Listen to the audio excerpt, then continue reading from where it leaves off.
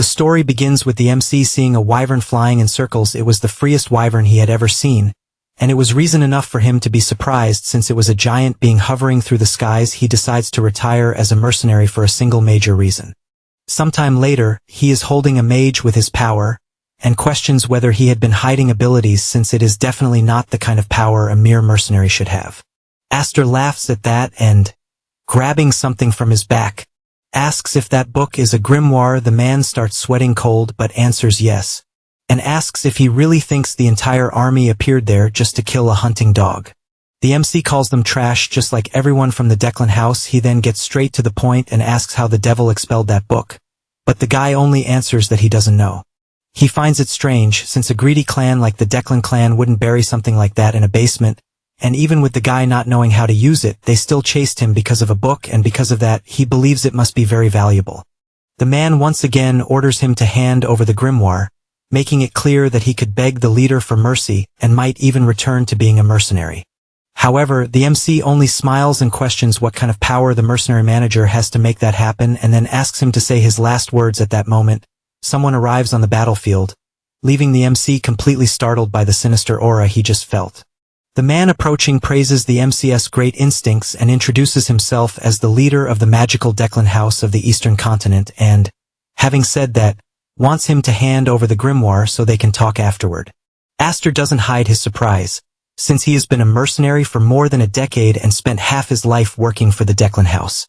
But it is the first time he sees the leader in person. The Declan family is the strongest magical family on the Eastern continent, and its leader is said to be the strongest mage in history, and because of that, he doesn't know what kind of man this mage might be. However, he doesn't give a damn and tells him to go to hell. The leader can't believe what he just heard, but the MC questions if he really thinks he will take someone else's hard-earned reward, since that makes him a very shameless being. Farron gives a smile and starts laughing in the middle of the battlefield. Aster tries not to show fear, but deep down feels that he shouldn't have seen the wyvern flying over the place, and to make things worse, the damn leader of the Declan showed up, and unfortunately, he knows the aura he felt wasn't a joke, and he is definitely the strongest mage he has ever seen. Farron admits it would be much easier to kill him and take the grimoire afterward, but asks him to return under the wings of the Declan, since if he hands over the grimoire, he will turn a blind eye to everything he has done. The MC doesn't respond, and the leader says again that the talent he witnessed is memorable, since after watching the fight, he still can't believe he didn't notice before, and guarantees that with that level of ability, he could go far if he had the support of the Declan house. However, after a lot of chatter, the MC says he agrees and states that he has one condition. If he gives him the position of leader, he might consider it. Farron gets irritated hearing that, but the MC simply tightens his fist and strangles his prisoner even more, until finally killing him. The family leader gets irritated and laments the direction everything is taking and makes it clear that he will probably die. The MC knows these are not empty threats, and when preparing, he charges with everything, landing a full punch that is blocked by a powerful barrier. He yells that it's impossible to know whether something is big or small unless it begins, and Farron answers that apparently, he will have to put a collar on the dog. Then, activating his magic, he throws the MC far away. He raises his hand, and another magic circle appears, putting even more pressure on Aster, since everything around him starts being destroyed, and he finally understands how powerful the leader of the Declan is. Since he can't find a single opening in the middle of these thoughts, he is struck by a barrier. Farron says that there are things one does not even need to measure to know, and activating another magic circle once again, says that the difference between them is colossal. Then a gigantic explosion is caused on the battlefield. The leader, unharmed behind his barrier, says that he did not kill Aster, since he only wanted to injure him, and asks if he is ready to talk. The MC, amidst the smoke, asks if by lowering his head and agreeing to return to the shadows of the Declans, everything would be forgiven. The leader responds that it is not simple to believe that. At this moment, Aster appears and, even wounded, points his finger and activates his magic. Since he is tired of eating dog food in the next second, he fires a devastating blast of power and excitedly says that just because the collar is shiny and the house is big does not mean it is not a kennel. However, this is useless, since once again the leader appears completely unharmed with his barrier active. Moreover, he activates another gigantic magic circle and guarantees that this time he will show overwhelming power as several powerful lightning bolts begin to fall from the skies. It is then that he stops to think about the reason why the other day he looked up and saw the wyvern flying freely, and that this is why he could not stop looking at this moment. The leader approaches, confessing that he is surprised since he thought the MC would die, but he endured firmly and asks if he finally understood the difference in power between them.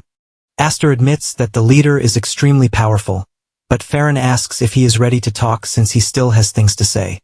The MC does not understand where he wants to go, and asks if by any chance he wants him to be a mercenary again, but he responds that he wants nothing of the sort, and says that his wish is for him to become the leader of the Bongshin family.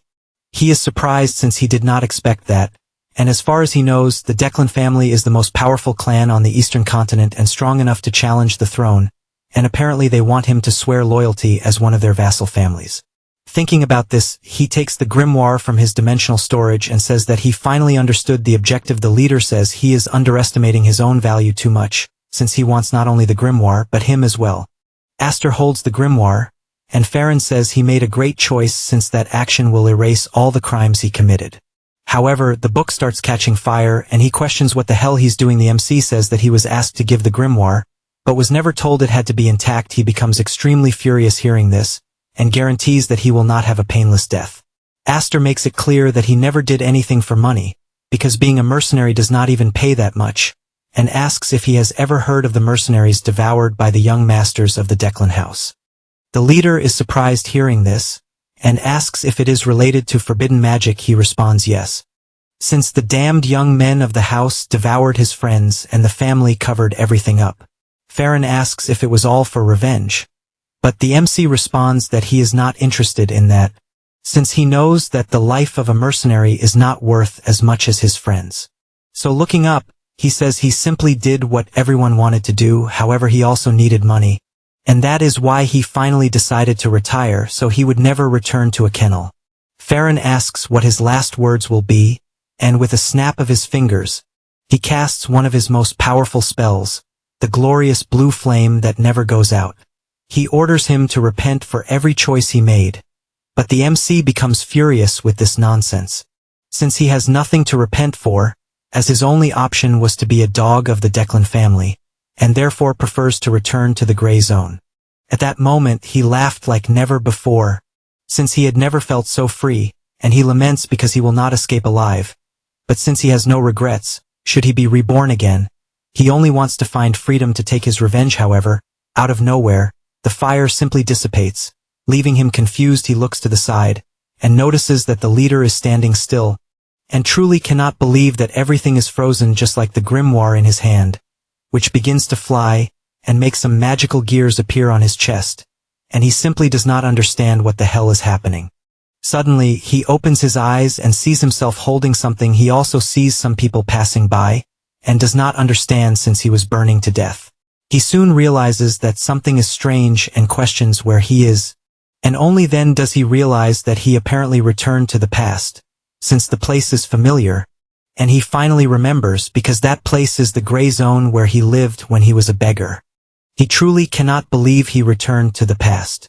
The day goes by and he decides to walk a little and goes near a river, and concludes that he is definitely his past self and younger, and he is certain because a fire mark was engraved on his chest, concluding that the grimoire probably has something to do with it, and even imagining that the Declan family was very interested in the book. He decides he does not care about anything. Either way, it's hard to accept, even though it feels too real to be a dream, and since he is alive and brand new, he decides that morning should be productive. After all, this is a situation where everything he does can work out, and only then does he remember that he also had a dream just like his friends. In fact, this person called his name and said that they were born as beggars from the gray zone, without clothes, without food, and without education, and asks what is the worst. The MC answers that it is hunger, but he says that if it were only that, they would not be in that place, and once again asks why they are in that mess.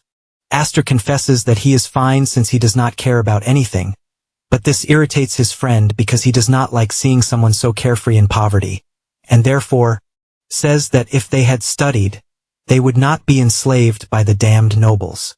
And after remembering all that, he concludes by saying that they wanted to build a library, a place where everyone could go regardless of status or gender.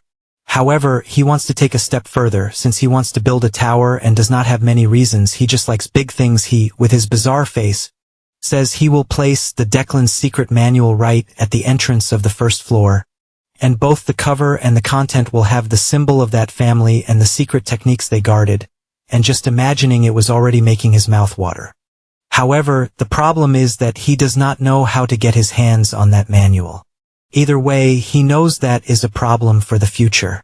In the middle of these thoughts, he receives a kick to the face that throws him hard to the ground, and the boy begins stomping him since he had been saving the boy's spot and was hiding in that place.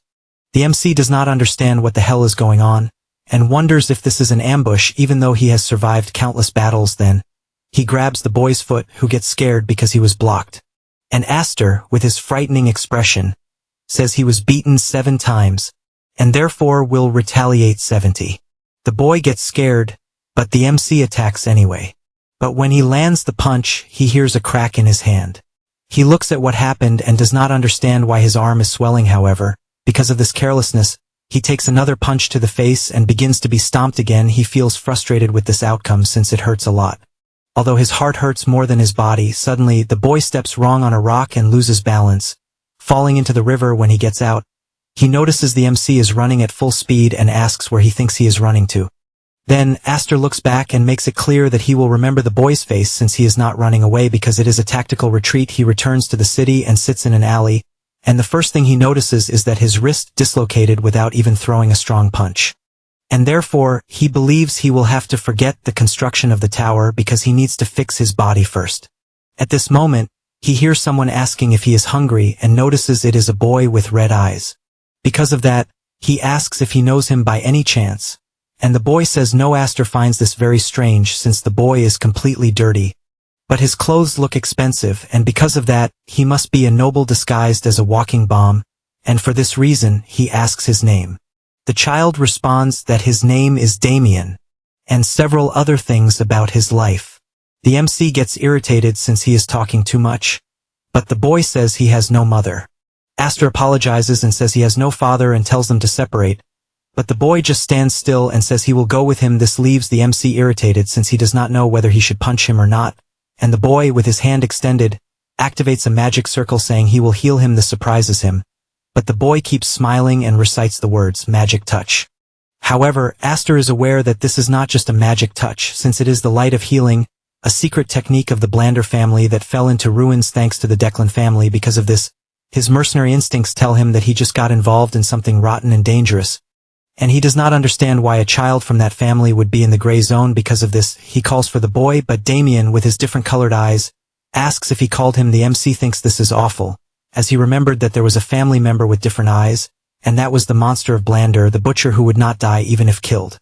Then the boy starts playing with ants, and the MC does not understand if they are the same person. Before regressing, the MC was a mercenary who went toward the Blander family at the request of the Declan family. The group questioned why that mission was necessary. Since the Blander family was strong, one of them commented that he had heard that a monster who healed himself had invaded the territory, and that many had probably died.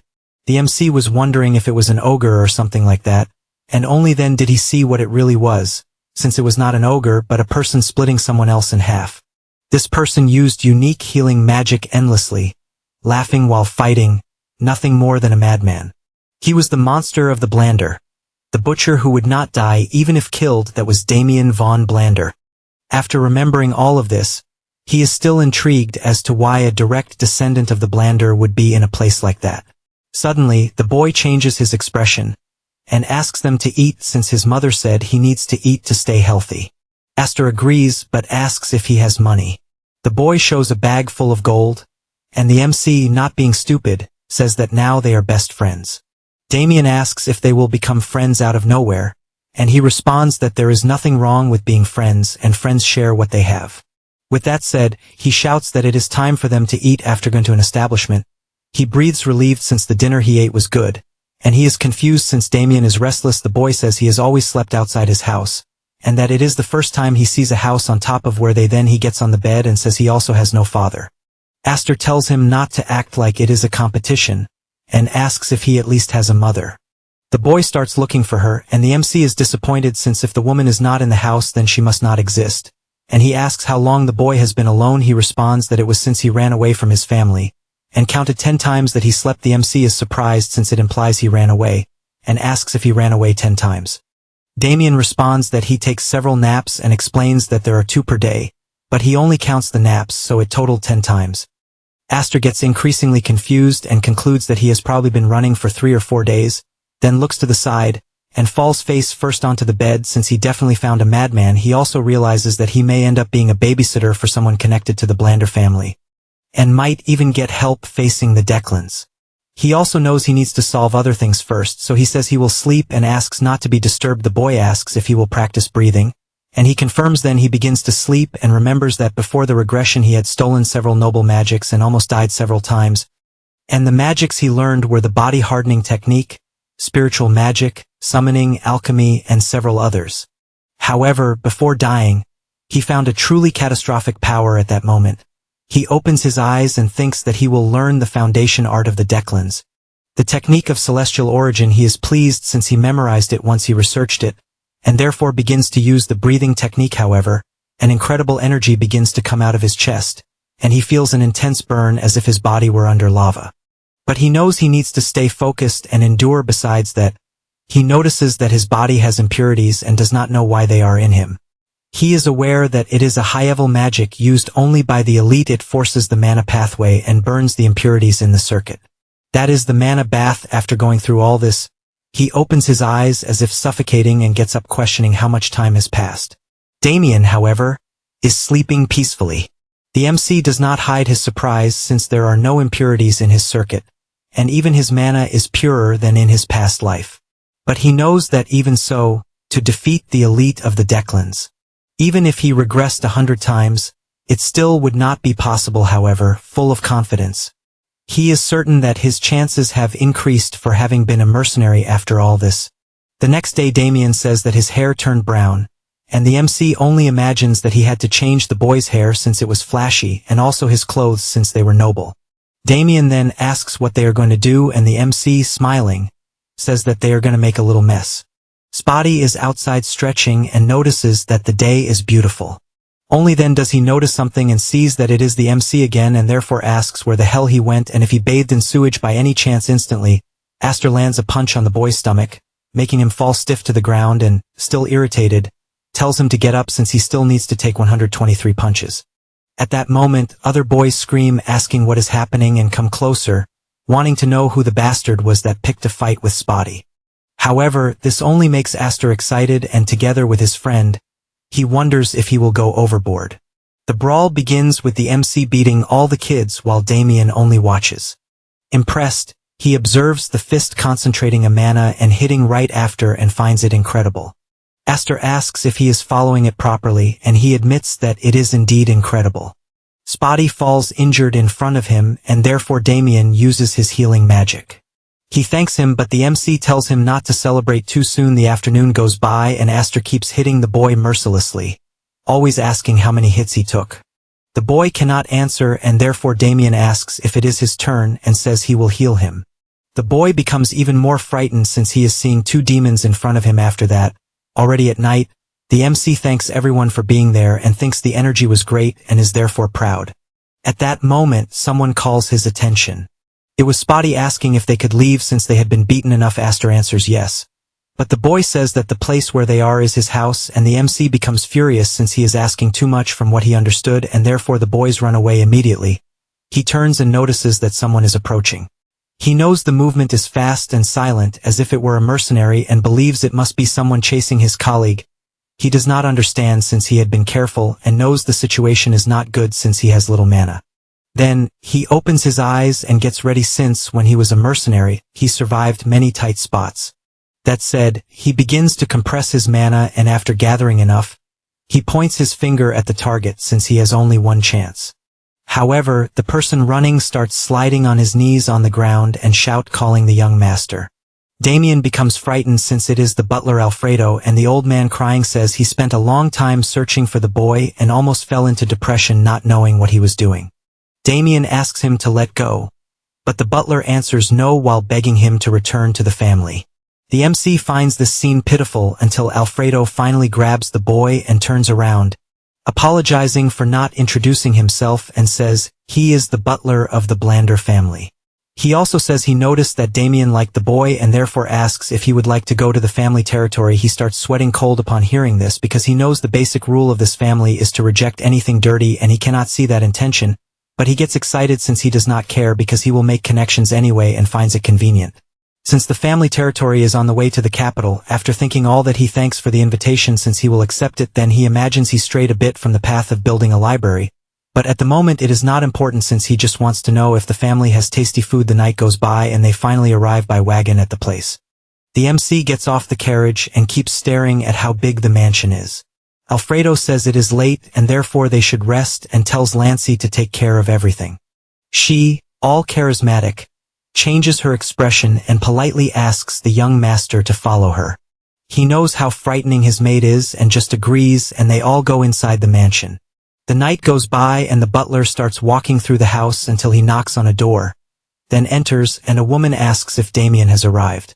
He answers that the boy was in the 7th gray zone. Suddenly, an explosion happens in front of him because the woman became furious upon hearing where her son had been and, enraged, asks if everything is fine, and if nothing happened, Alfredo asks her to calm down and says he will explain everything after telling what happened. She says she understands and is relieved.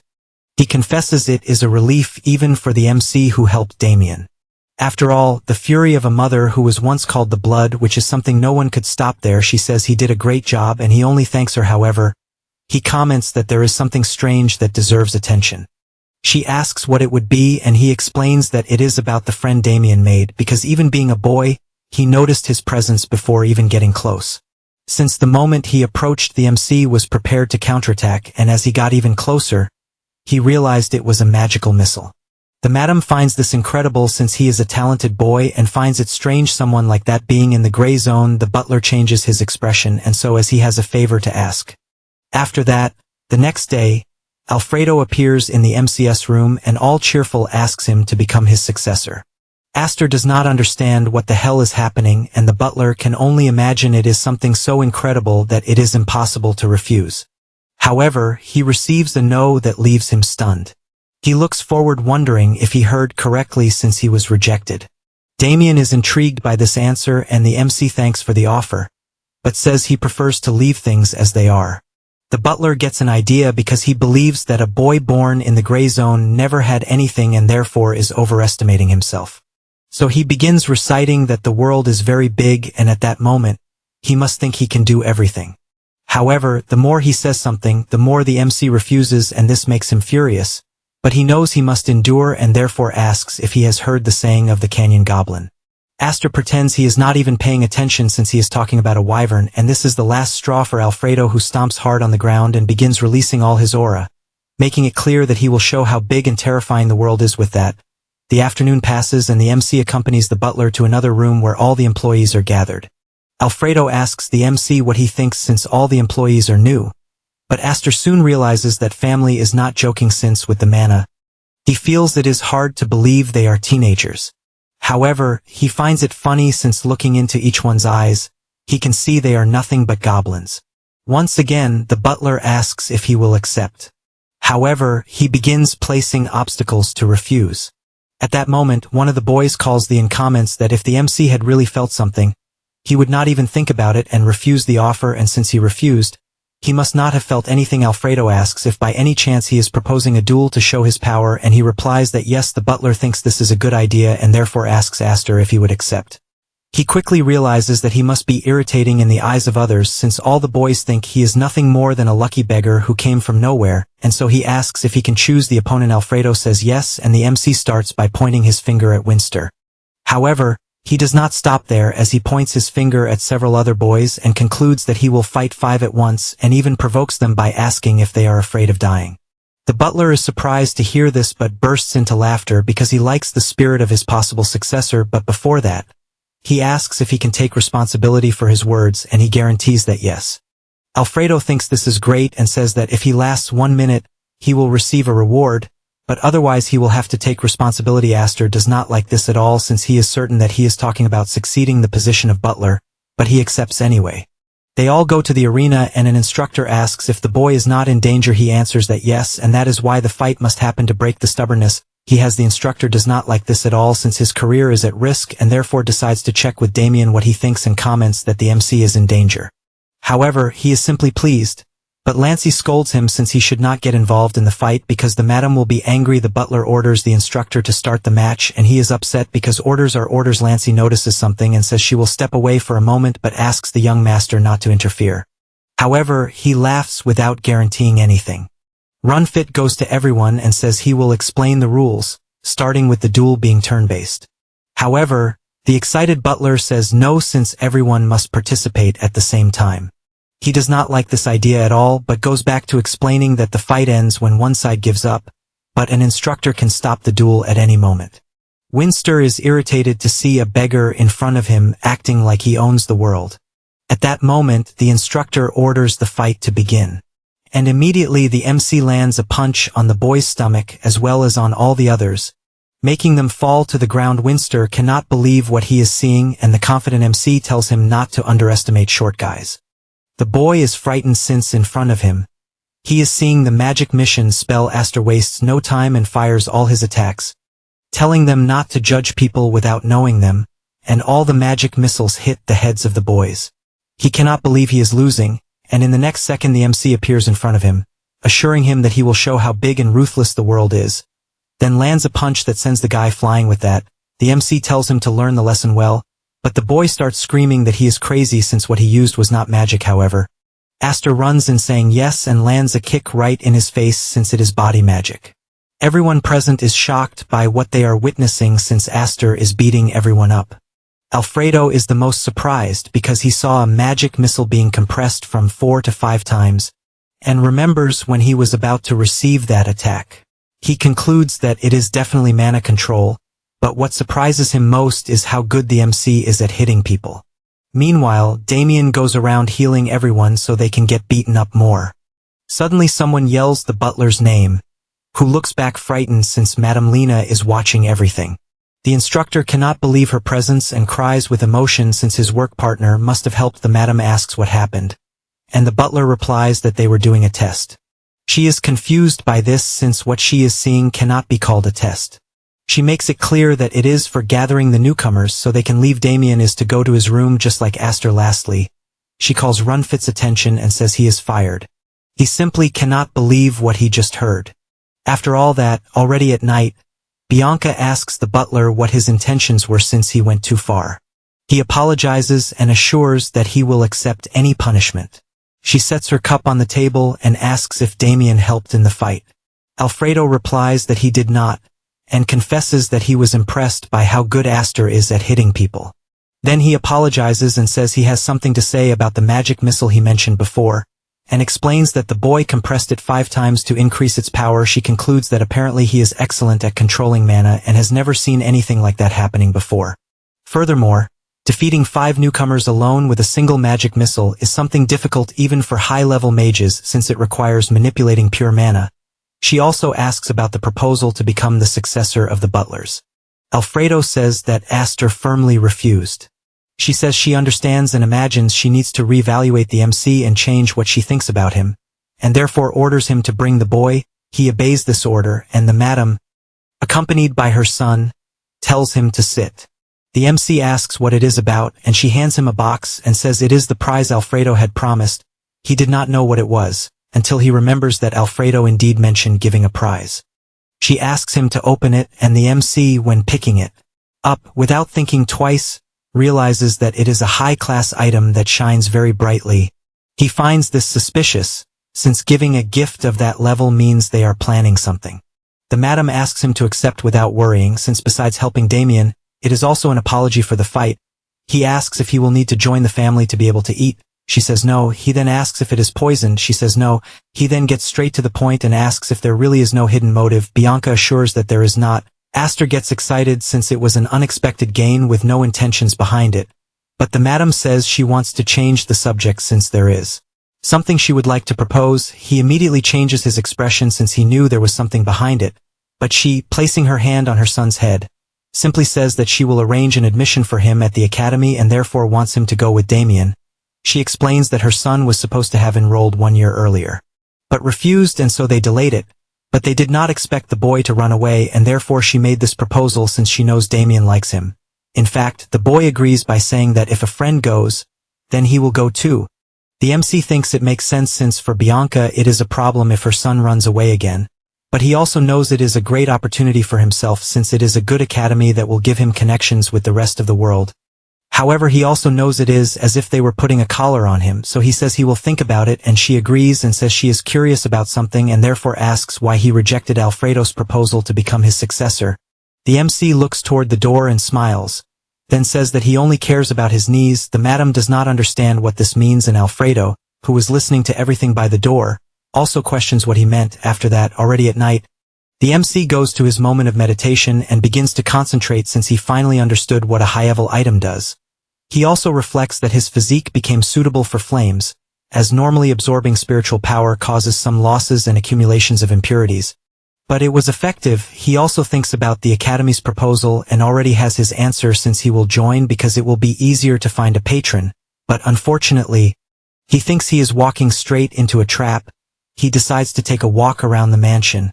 But as soon as he leaves the room, someone asks if his name is Aster. The MC sees that it is a boy, but finds it strange since the direct lineage of the family has only Damien and he doesn't understand how that family has so many irritating people, so he answers that he is not Aster. The platinum-haired boy finds it strange since the description he received was that the boy had an irritating look and dark hair. Aster points to his own hair and completely changes his expression since he does not have an irritating look. The boy finds what he is seeing bizarre, but soon says goodbye since it is indeed a gentle look and apologizes for the misunderstanding. Suddenly, Alfredo appears begging the MC to clear up the misunderstanding and says that he won't need to kneel when succeeding him. Aster cannot believe that the butler had to appear at that exact moment, and when he looks ahead, he sees that the platinum-haired boy noticed his disguise. Because of that, he points, asking why he lied like that, and irritated, he intends to do something but realizes that Alfredo is in a bad mood and therefore gives up and leaves, but tells him to go to the mage's hall later. The butler asks if something is wrong and the MC replies no. He still thinks he is very stressed and therefore it will be good to see the boy later. Then he calls for the head butler and asks if he could meet the madam. The next day Bianca welcomes Aster and asks if he has already decided since he wanted to contact her very early. He answers that he will indeed go to the academy. She is surprised by this direct answer and happy that it was quick and asks them to prepare as fast as possible. Besides that, he is to feel at home during this time. He thanks her for the kindness and leaves the room. Then the butler enters and she says that the MC accepted out of gratitude. Alfredo gets excited since he expected no less from his future successor, and says that the flames of passion are in his eyes and comments that during the first semester they will be able to cover everything. But he does not know how the next ones will be, since for a homeless boy from the gray zone it will be difficult to get a registration.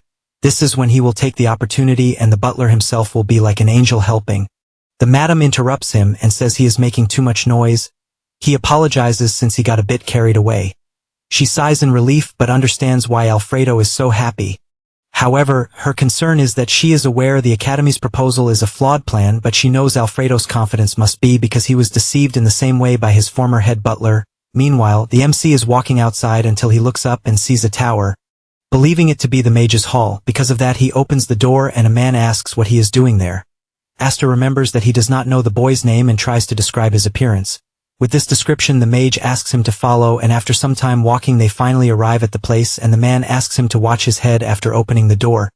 He does not understand what that means but enters the room anyway and finds several papers flying toward him. At that moment a man approaches and says it is a pleasure to meet him.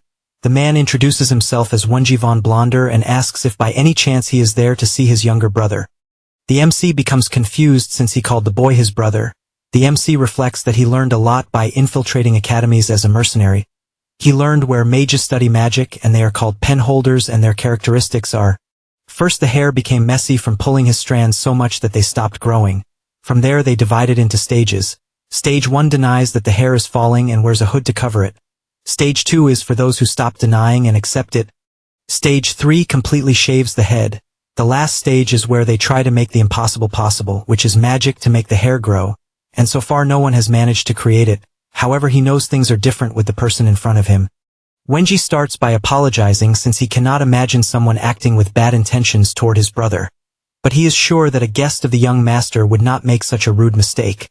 The MC just stares at him, finding it amazing since the boy is even young. Then he asks if by any chance he works at the Magic Academy, and he answers yes since he is currently acting as vice-rector. Aster is surprised by someone so young being a vice-rector and knows that the Blandor family would not put a nobody in that position. Then Wenji comments that Aster is a little different since he is not a typical rebellious young noble. He laughs hearing this and does not understand how the guy in front of him being a mage has no dark circles and can still smile and even has great compatibility with him. Then Wenji congratulates him since he heard that the MC was encouraged to enter Zenian Academy, and assures it will be a great opportunity since he will be able to learn a lot. Aster quickly realizes that the guy is trying to get to know him more by talking about the Academy's affairs. However, the silver-haired boy apologizes since he got carried away and started talking nonsense and asks to return to the main point. He places the cup on the table and says he would like to know if he would risk his own life for a friend. The MC starts finding all of this senseless. But Wenji takes a book from his magical inventory and places it on the table saying that he will give the book if he manages to risk his own life. Aster does not hide his surprise since he knows the book is the Blandor family's secret. The healing light. After that, in the garden, the madam is walking a bit and trimming some plants. She looks up and confesses that it was a good decision for Damien to go to the academy since the problem was solved without a headache, and she even thinks Aster is a great boy and friend, besides being talented and having a strong personality. Then she smiles since there is something she liked even more about the MC, which was that he did not change at all even after learning where Damien came from. She finds him different from everyone and believes he deserves to be by Damien's side. However, for that reason, he also does not belong anywhere and is like a bird outside the cage. She knows there are many ways to keep someone close and therefore needs to buy time since for her son's sake she cannot lose someone talented. Aster, before the book, does not understand how he is receiving something so important from the Blandor family and begins to wonder if it is a trap. He also looks at the clear and transparent eyes and finds it annoying that he cannot read the boy. The MC knows that if a person is good or bad, the eyes show that emotion. But it is as if Wenji were wearing a mask to the point that not even he himself knows his true self. The silver-haired boy confesses that the matter of the book is not something to be taken lightly, and asks him not to be careless with his answer. Aster says he will answer and admits he hates this. Wenji completely changes his expression, and that was the MC's intention.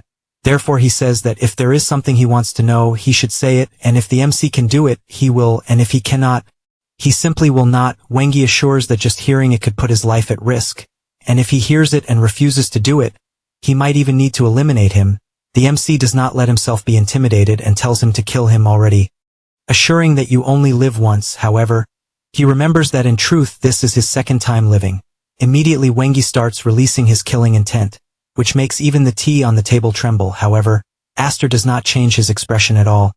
The silver-haired boy smiles and apologizes since he cannot do something like that and says that the MC passed the test. He also makes it clear that he needed someone trustworthy, and that it could not be someone from the Blandor family. The MC hears this, but inside, he is sweating cold since he definitely felt that the boy almost punched him with all his strength. Wenji explains that he has high expectations since he knows Damien does not look kindly at people. However, his biggest surprise is knowing that the leader of the family, with a great reputation, placed someone from the gray zone beside her son and even imagined there was something more behind it, and says a good pretext ended up appearing and that her younger brother and the guest ended up fighting, and because of that, the older brother called to talk. The MC finds this very suspicious because there must be some reason for the vice dean to use his own brother as an excuse to get involved in a conflict.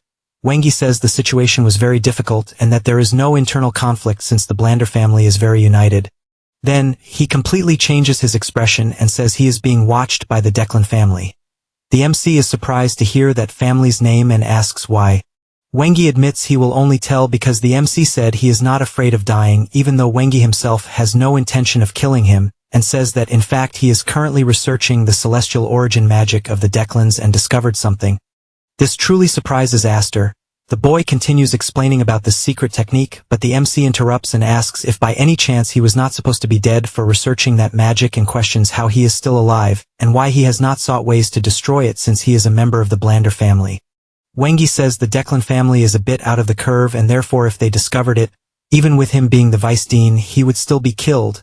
Then, he completely changes his expression again and says that the celestial origin magic, which is the root of all Declan's secret arts, is something on another level and therefore asks him to imagine an auxiliary method that would improve this secret art that is already perfect by itself, and that is why he could not destroy it, and so he asks if by any chance the MC can feel those feelings. The MC is scared. Thinking the guy is not crazy but crazy as hell, Wengi apologizes since he could not hold back and asks if the MC can understand that feeling. The MC concludes the guy is not only insane but tests his madness on his own family. However, he realizes the timing matches perfectly, but in his past life, when the Declans wiped out the Blander family, they found the result of that research, and he concludes the guy from the beginning saw the possibility of a new origin magic and the reason why the leader of the Declan family was so powerful. Amid these thoughts, the platinum-haired boy draws attention and asks if by any chance he is free since it is something on a large scale. Aster asks why he is looking for him. The boy answers that first, he did not talk about the research to his own family because he believes there are spies. The MC then asks if there would not be someone suspicious since the research secret was exposed, like for example a secretary. He answers probably not and believes it is more related to the acquisition route.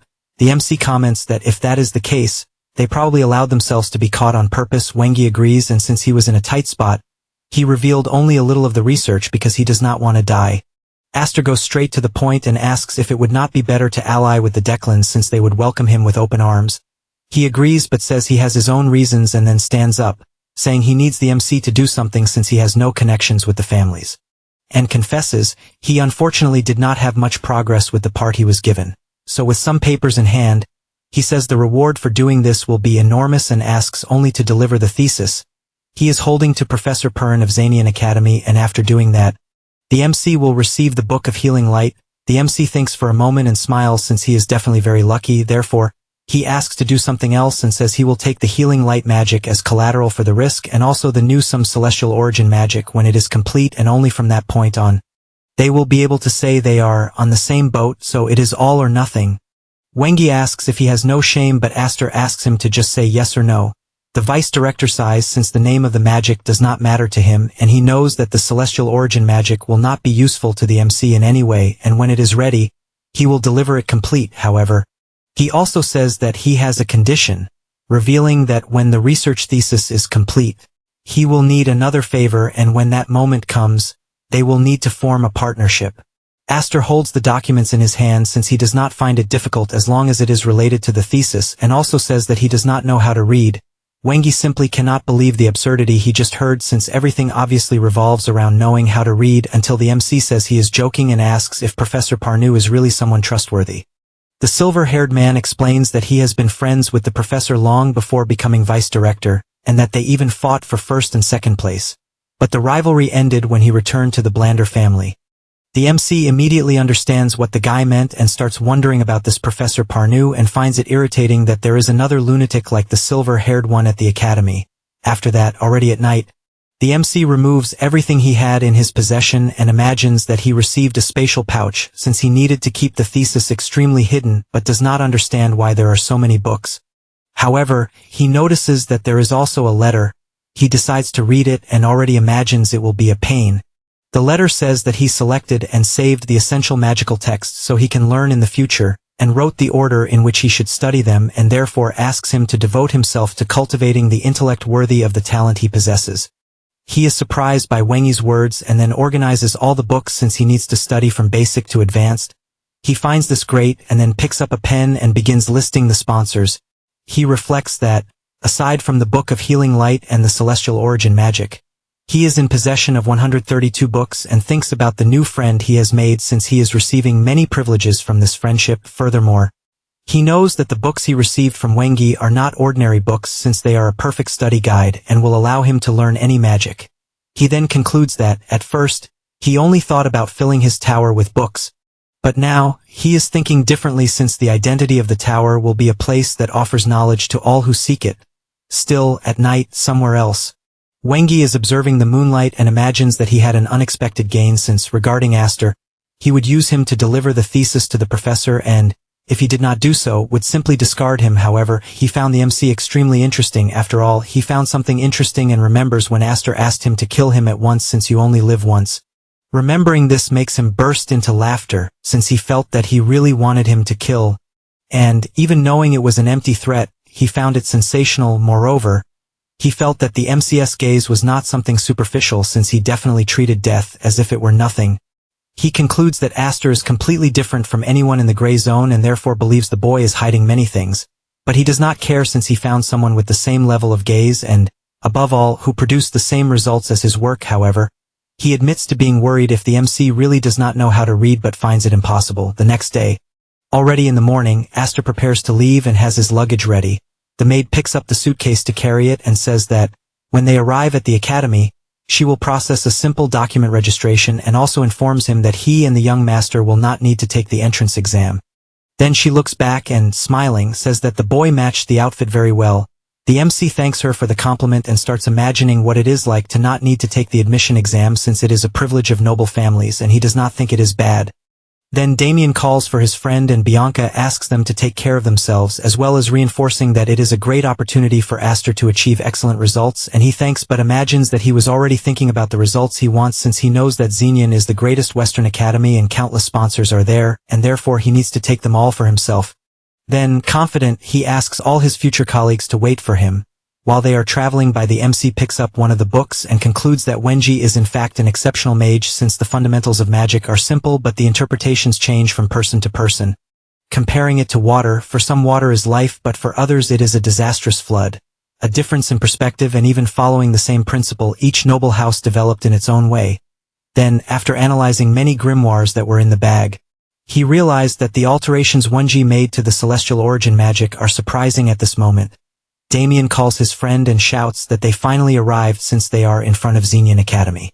Aster is not even surprised even though he did not know the academy and Lancy informs that the carriage cannot proceed from that point on and explains that during the admission exam, it does not matter if one is noble or not, they must enter on foot and therefore she says they must say goodbye and still wishes that both learn many things.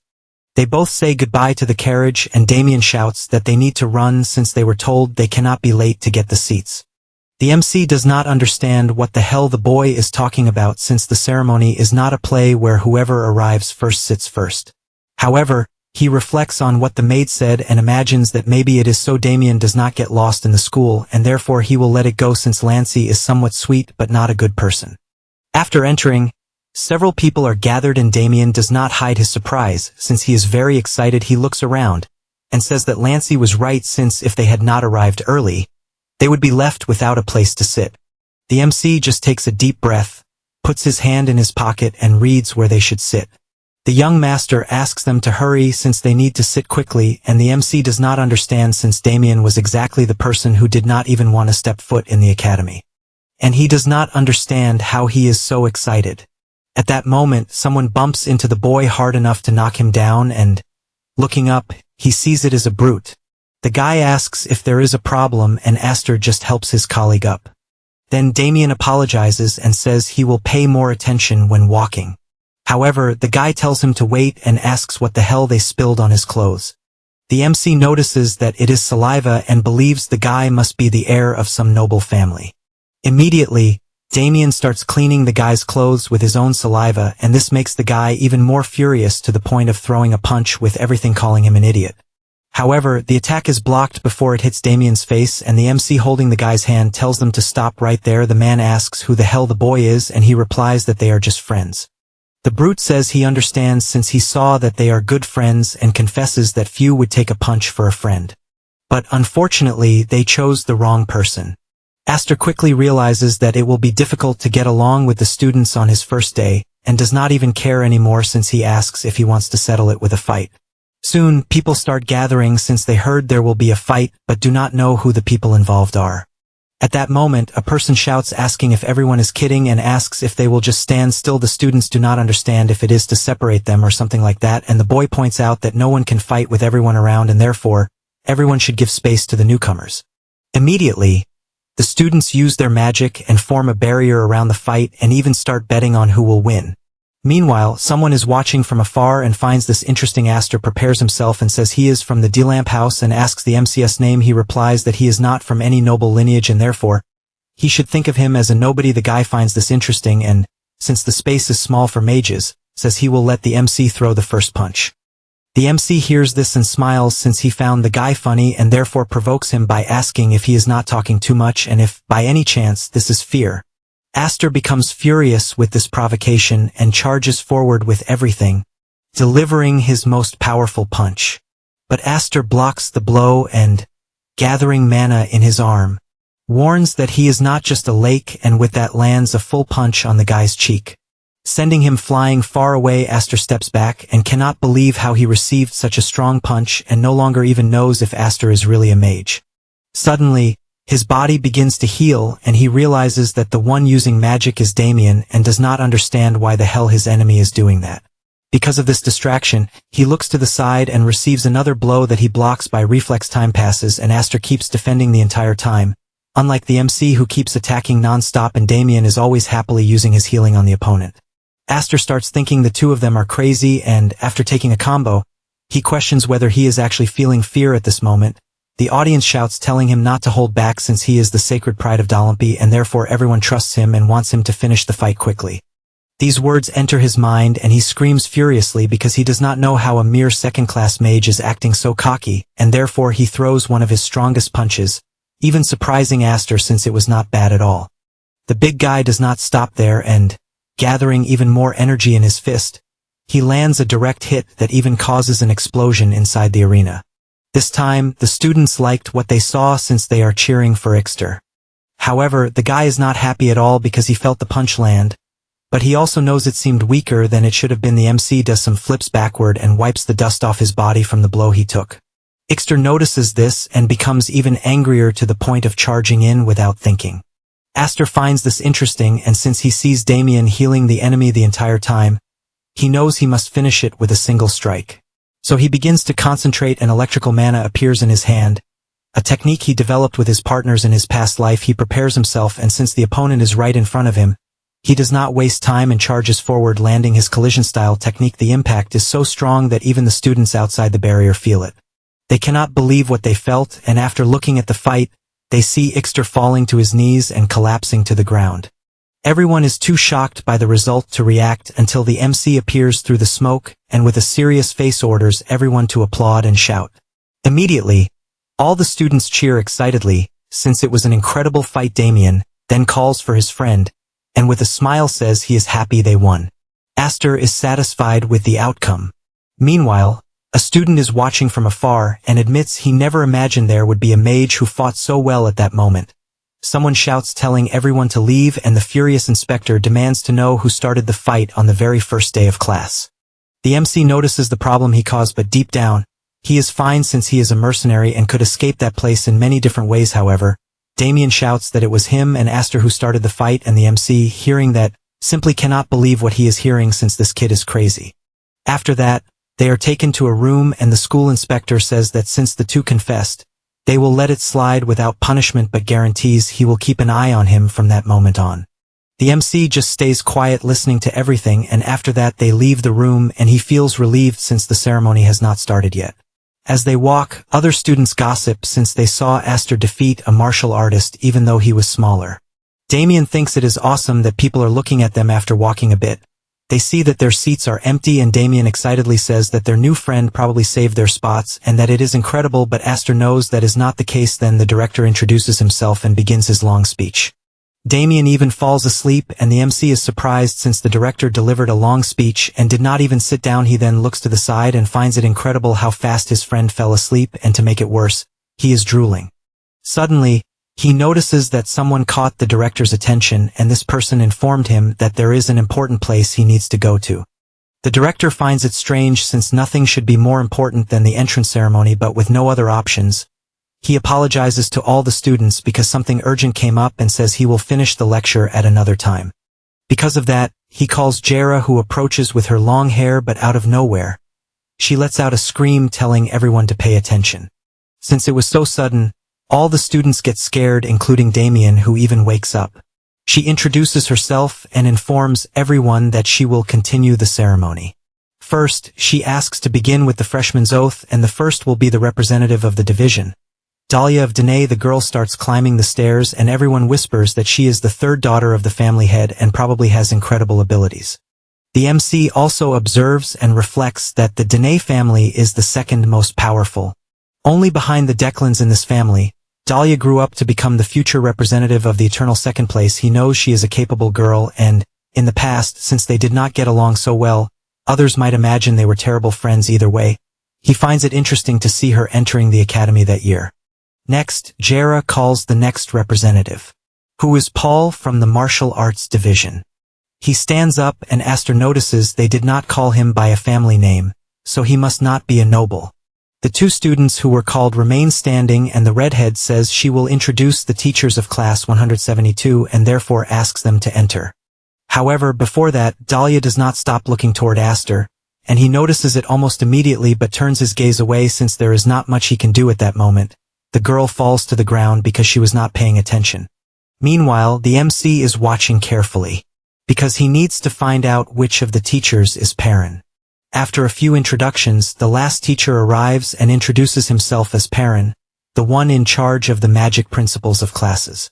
The MC is surprised since he was actually expecting the man to look like Wonji. But they are different, and since the platinum-haired one used a mask, he will not judge too quickly. Jera informs that the teacher's introduction is over and the entrance ceremony is concluded. So everyone must follow the staff to their designated dorms as everything ends. Aster calls out to his friend, who asks if it is over. He replies that it is not, since they caught the boy sleeping and therefore they were expelled, so they will go straight home. Damien processes what he just heard and is shocked, not believing something like that happened. After that, still in the academy, the MC walks to his new dorm, finding Damien's reaction to the joke funny, until he finally arrives at the place and enters, amazed at how big the room is. He also notices a box beside the bed and realizes it contains materials. He hangs some clothes in wardrobe, and while doing that, hears someone entering and notices it is the guy called Paul. Believing he will be his new roommate and even looks irritated, Paul, without much conversation, asks that they do not bother each other, and also states that it does not matter who the person is or what he will do the whole time since he does not want conversations or anything like that. And face to face with the MC, he asks if he understood perfectly. The MC thinks the guy is too bold, and Paul asks why he is not answering. Suddenly, Aster makes a slight movement and the guy gets scared, questioning what he is trying to do, but the MC finds it interesting since the way the boy would draw his sword would be in a manner certain not to hit anything. Then, he smiles and says he will go out for a bit, and tells Paul to do whatever he wants. However, in exchange, he tells him not to complain if he himself makes noise after midnight. Then, outside, Damien meets him and asks who the roommate is. The MC replies that he has no idea. Damien, still full of energy, asks to walk around the academy since there are many things they need to see. Aster knows that the Zenian Academy is gigantic, and therefore it is a good idea for them to get familiar with it so they do not get lost. And he says he agrees since it is not a bad idea. However, he imagines that something is bothering him, and it is not as much as in his past life, but his senses are on alert. Then, observing in a certain direction, he notices the presence of a mercenary from the Declan family, and becomes excited to discover how many more of them are in that place. With that, the two begin walking through the enormous magic academy and pass by all kinds of places, even finding a pond inside the academy. But after walking so much, the MC is already feeling tired. Then, he tells Damien to make one for him. The boy does not understand what he means, and he explains that he is talking about the pond since it is enough to ask them to build one in his mansion and pour water inside, and he will have a pond just like the academy's. Damien finds this incredible and says he will ask for an even deeper one. Then, he starts imagining what name he would give the pond. After that, they spot a statue and he decides he also wants one. The MC suggests making one in the shape of a dragon and says the scales will be wonderful. After that, he asks to return since it is already late and imagines that he managed to count 7 mercenaries in total and that there are probably more than 10 hidden, and based on how they are all distributed, he believes the target is the second magic hall of the academy. He knows that the place is where Perrin is, and besides that, the Declans must also know about Wenji's friendship, and therefore they would obviously suspect that connection.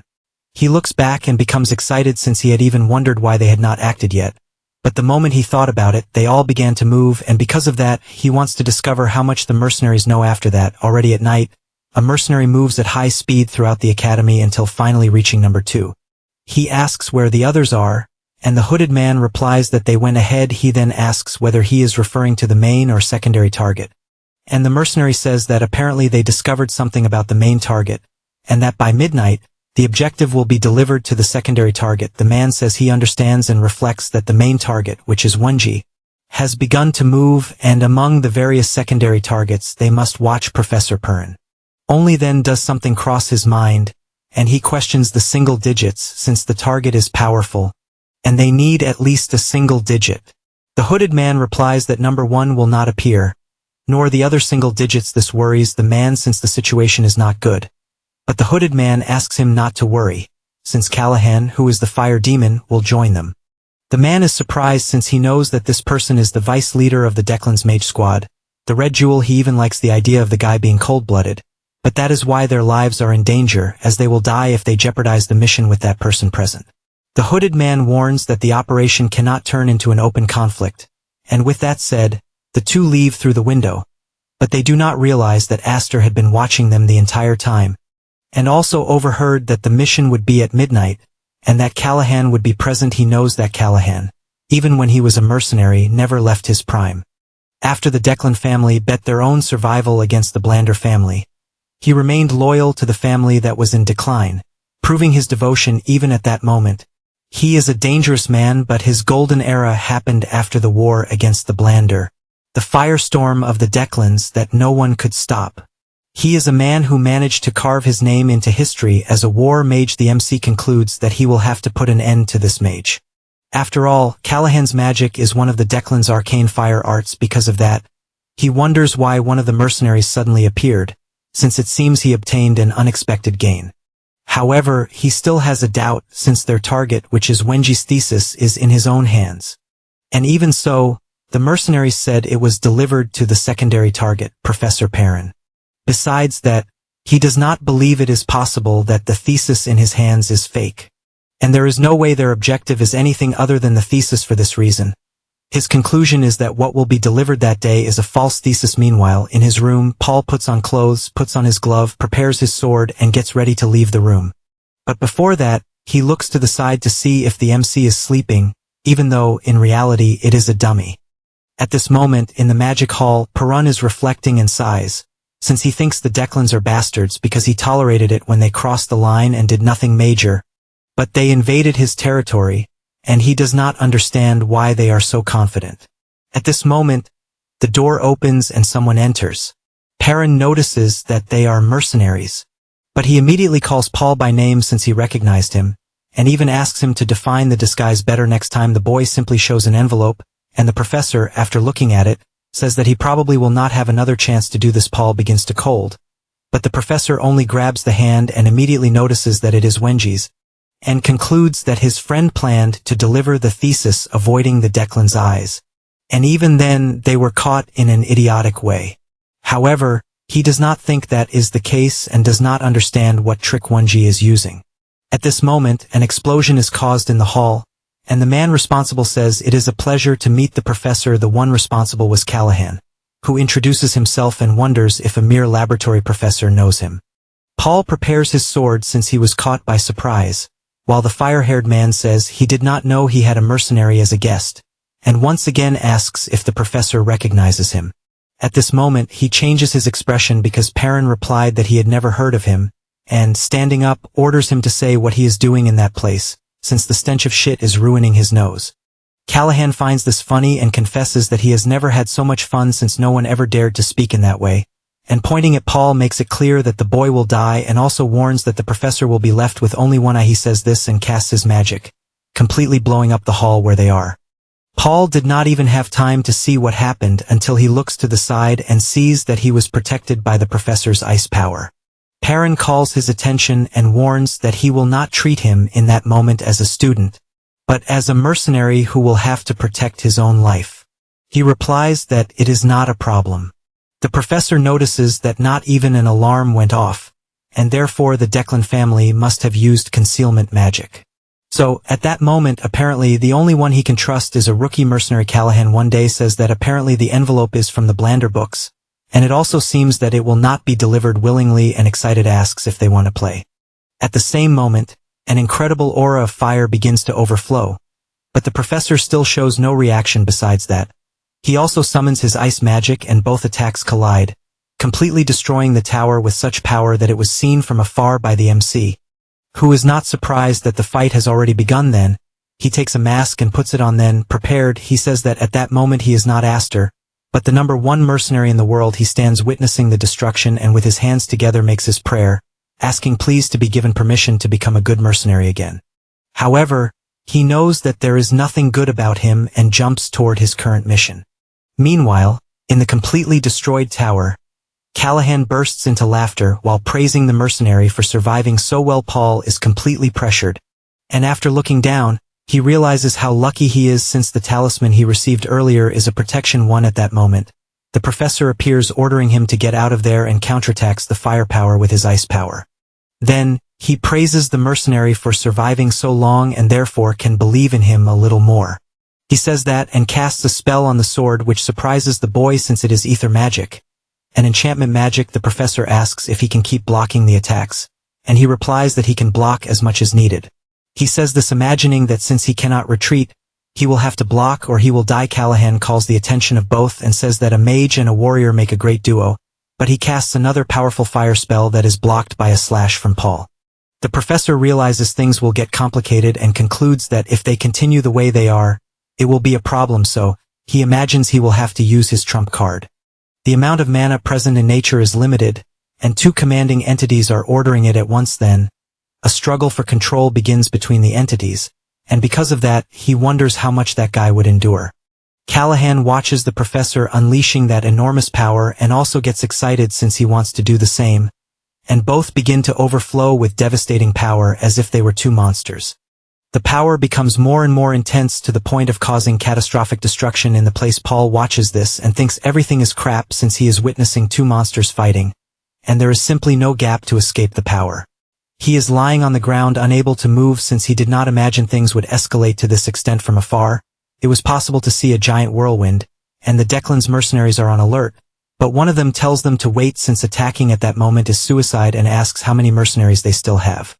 However, in the same second, they are swept away by a trail of destruction and conclude they were caught in an ambush at this moment. The MC finally arrives at the battlefield and appears in great style, drawing the attention of both Callahan and Aster. Just tells the two to pay attention to the badass entrance he made. This makes the two mages cease their attacks, and the fire hare, furious, asks if this is some kind of joke.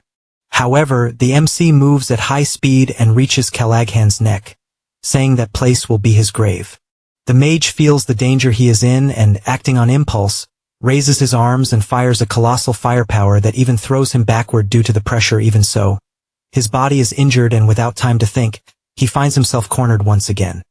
He tries to do something but cannot due to the mana deviation he suffered, and at that moment, several mercenaries appear to help him, and he takes the chance to grab a mana vial and starts drinking it to fix the mana deviation problem.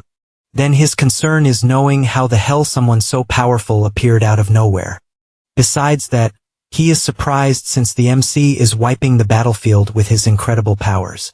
Callahan simply cannot believe how amazing this is since the movements show no sign of mana waste, and only then does he realize he is getting impressed by the enemy. So, he changes his reaction and shouts that everyone will die, saying that he fires one of his most powerful fire spells, completely sweeping the place and even taking his own mercenaries along with it. The MC just watches this power approaching, and a devastating explosion happens the next second. Callahan wonders whether he hit his target or not, and knows that other allied mercenaries were caught in the attack, but he does not care since the important thing is completing the mission. He sighs since being so destabilized does not match his style.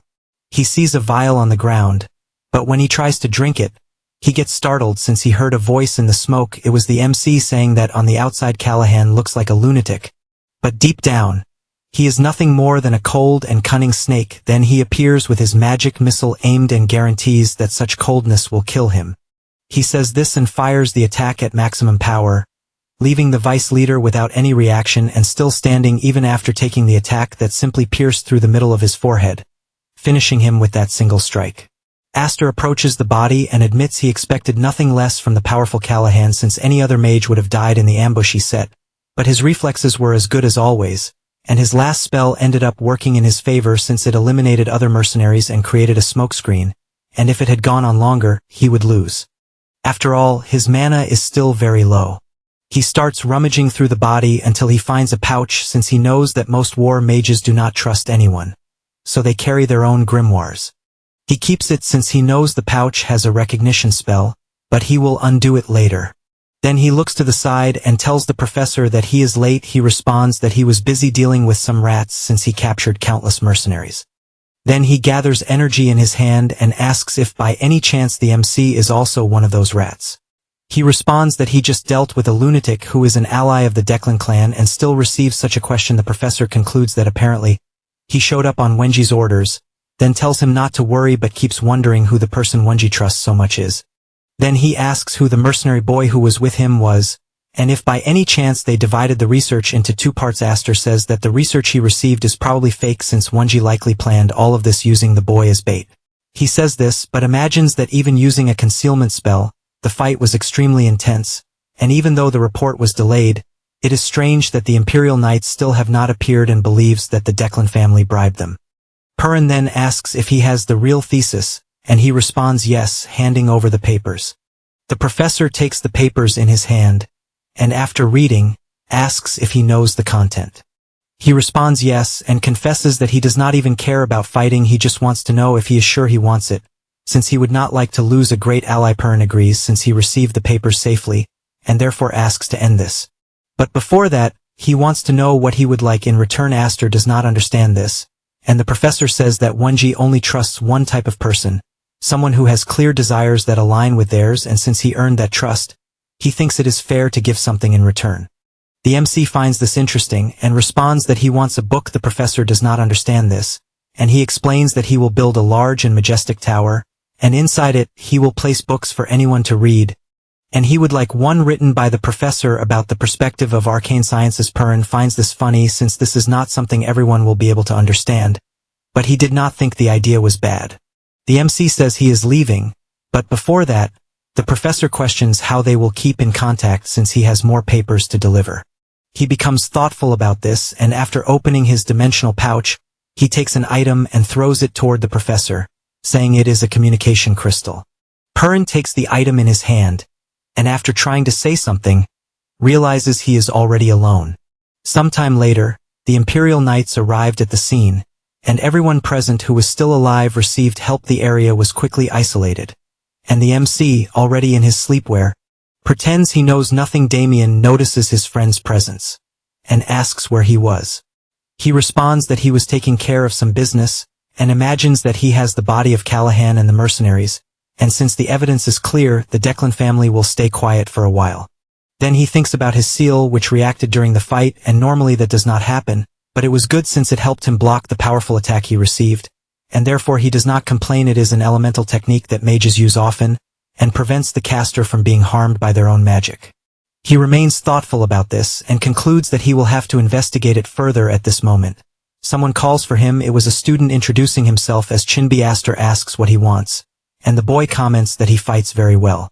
The MC becomes worried that the boy may have discovered his identity, and if that is the case, he believes he will have to kill him. The boy says he found the fight he saw during the admission ceremony incredible, and therefore asks how he can fight like that.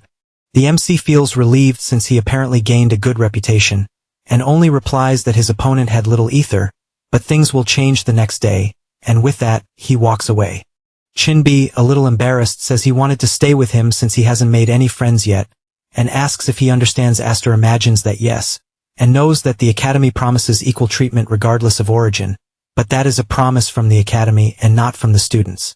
The boy says again that he was very nervous, and that when the problem spread, it will be strange to be alone. The MC says he understands, and the two continue talking normally, with him even imagining that it's good to have someone normal to talk to from time to time, since in this new life, he has only met lunatics and even forgot what a normal person is like. Then, he concludes that it is time to start his academic life. After that, the next day, all the students are gathered in the classroom. Damien does not stop yawning since he is dying of sleep at this moment. Chinbi appears greeting the two, and says he can't believe they will have classes right after the chaos that happened the previous night. The MC agrees, and also notices that his new friend does not seem to be from a noble family, or have much money. But even so, he is not shy, is even cheerful, and seems like a decent person. The boy calls his attention and comments that he discovered their teacher will be Miss Zira. The MC does not understand what he is talking about, and he gets excited to say who she is, since she is a woman who massacred a horde of trolls alone. Right after, the teacher arrives and the MC finally understands, since in reality, he is talking about Professor Jira and did not know her real name was Zira, who was at the entrance of the ceremony. She greets everyone, introduces herself, and talks about the chaos of the previous night, but says that something like that could not hinder their studies. She then informs them that she will measure the mana of everyone in the room, since this measurement evaluates the quantity and quality of each one's mana, and she asks if anyone knows which of the two is more important. At that moment, a person raises her hand. The student introduces herself as Arzan, and says she does not know if there is a concrete answer. However, she would say that quality is more important, and explains that when facing a mage as powerful as yourself, the one with better quality mana would naturally have the advantage. The MC hears this and imagines it is simply the book answer, since mana quality affects precision and stability. And even if you have a lot of magic, it is useless if you cannot hit the target, but in truth, he knows reality is different. He barely thinks about it when the teacher clicks her tongue. Displeased, frightening the girl, she then asks what her family is. Arzan replies that she is from the Barony Pelham family. With that, the teacher takes a deep breath and says she expected no less from just any family. This comment leaves the girl extremely upset, but Zira, not caring, asks if anyone else would like to try to answer.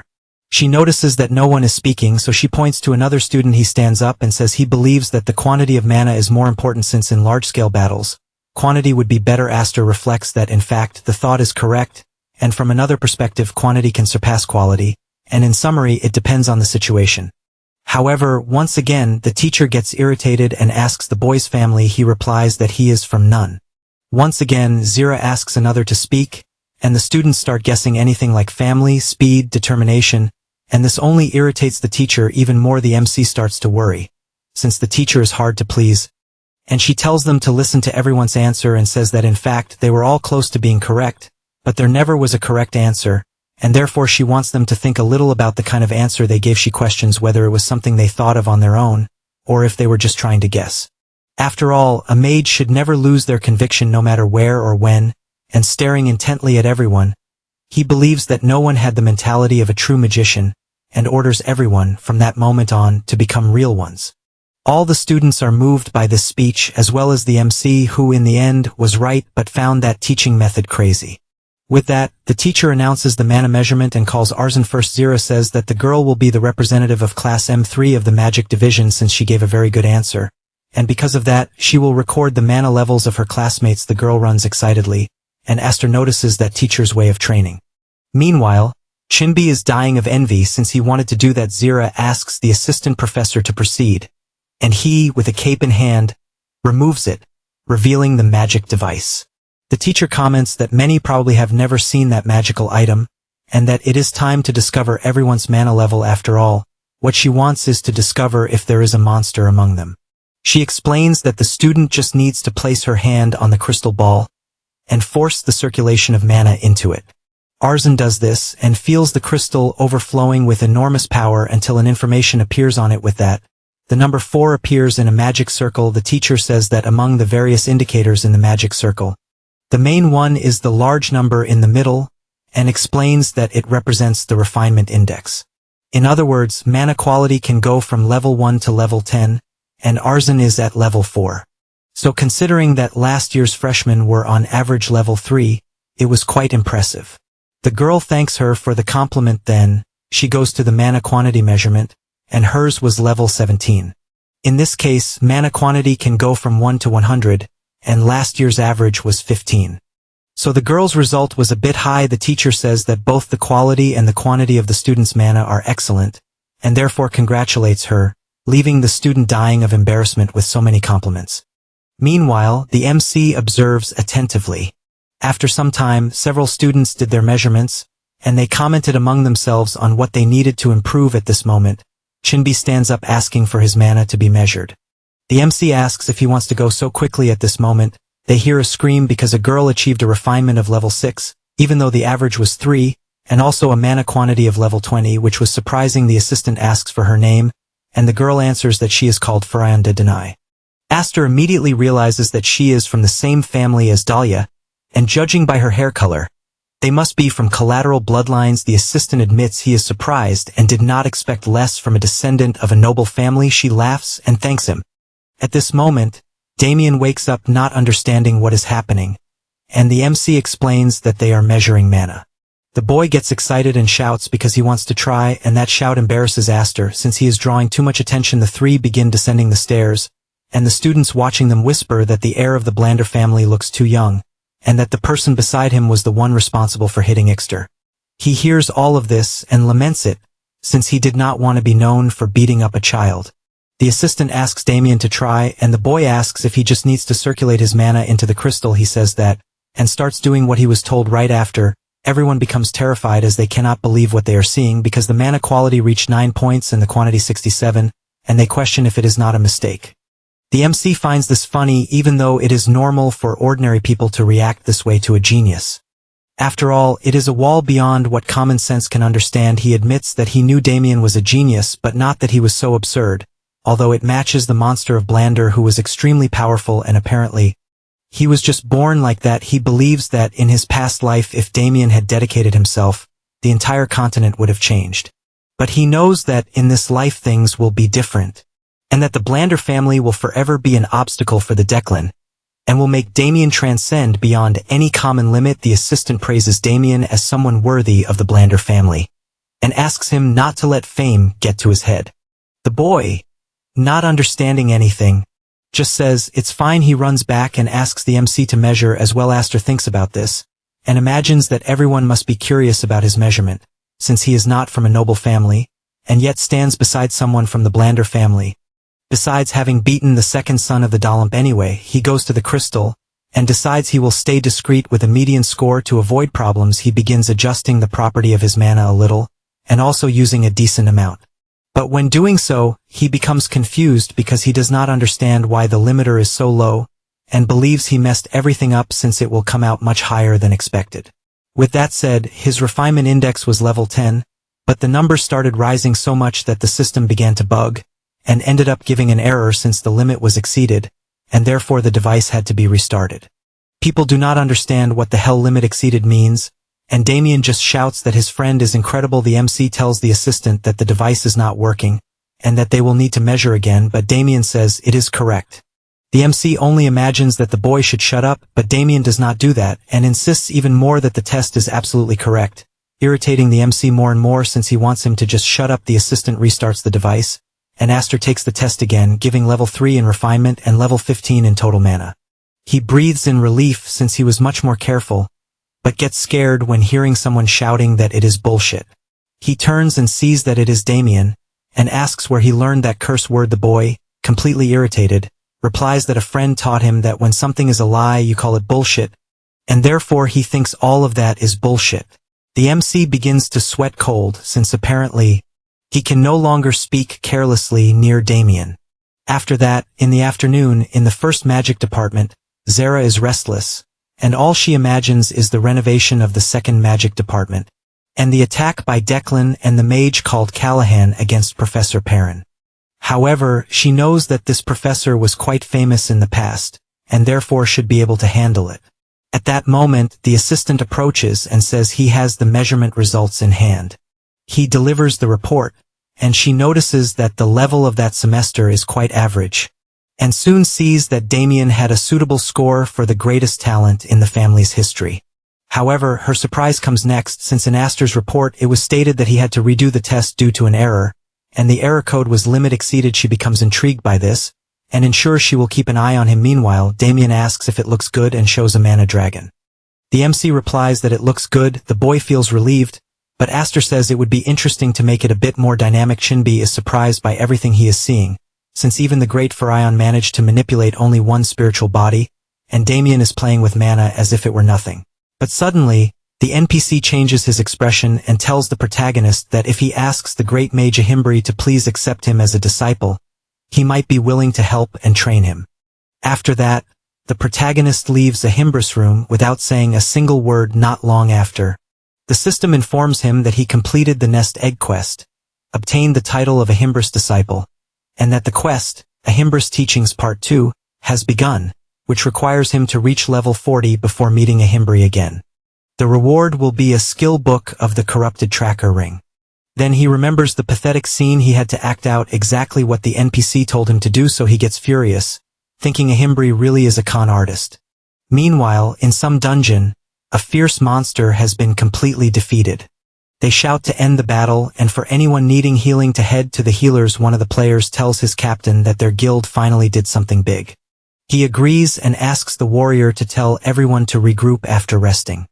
He then runs over to another player, thanks him, and says he was even stronger than expected. That player is the knight who went after the protagonist. He replies that it was no problem at all, and that it was all thanks to the other players who supported him so well. The guild captain insists that wasn't the case and says that if it had been just them, at least 5 members would have died. That's why he believes it was thanks to him that they completed the raid with no casualties. He also admits he had doubts when he heard there were helpers who accepted money to assist in boss raids, and says he's really glad he hired him. Then he takes a pouch of coins and says it's all they have to offer. The knight notices that this isn't the promised payment. The captain awkwardly admits he knows that but says it's separate from the original deal. However, the knight gets serious and says he won't accept it as he doesn't like breaking the rules. This leaves the guild captain embarrassed and very surprised, and he apologizes, thinking the knight was just helping out for the money. While the captain wonders why a ranker would take on such a low-level raid, the knight walks off, saying he's going to collect all the items from the nest as promised. The captain yells to warn him that there probably isn't anything of value in the nest. Meanwhile, the player thinks he got really lucky since he never imagined he'd get a chance like this to obtain the Stone of Corruption. He remembers being worried when he heard the lizard dragon had respawned, thinking that Heiho Mask might already be on the quest. But since the lizard dragon was still alive, he assumes the protagonist must have failed. So he jumps into the nest and thinks that defeating a boss isn't something you do with mechanics alone. He gets excited, knowing that all he has to do now is grab the Stone of Corruption and stop Heiho Mask from completing the quest, but then he's disappointed to realize the Stone of Corruption isn't there. He starts trembling with rage and shouts, cursing the protagonist. Meanwhile, the protagonist is logged out, staring intently at his phone. He takes a deep breath and says it's time, since during all those tough days, he kept telling himself that if he endured a bit longer, things would get better, but he gets nervous and decides that ends now. He builds up confidence and says he's going to do it. He's going to order steak. He grabs his phone, starts jumping around like crazy, and says he was trying to save on gas and food just in case, but now that he's completed the main quest, he figures it's okay to treat himself to a juicy steak, especially since he earned some extra money. So he thinks it's a fitting reward, and time to convert it into real money. As soon as he does, he sees his massive balance in the account and gets excited, saying it's finally time for steak. But then he watches several deductions hit his account, debt payments, utility bills, and rent. His balance drops to 8,561, leaving him stunned.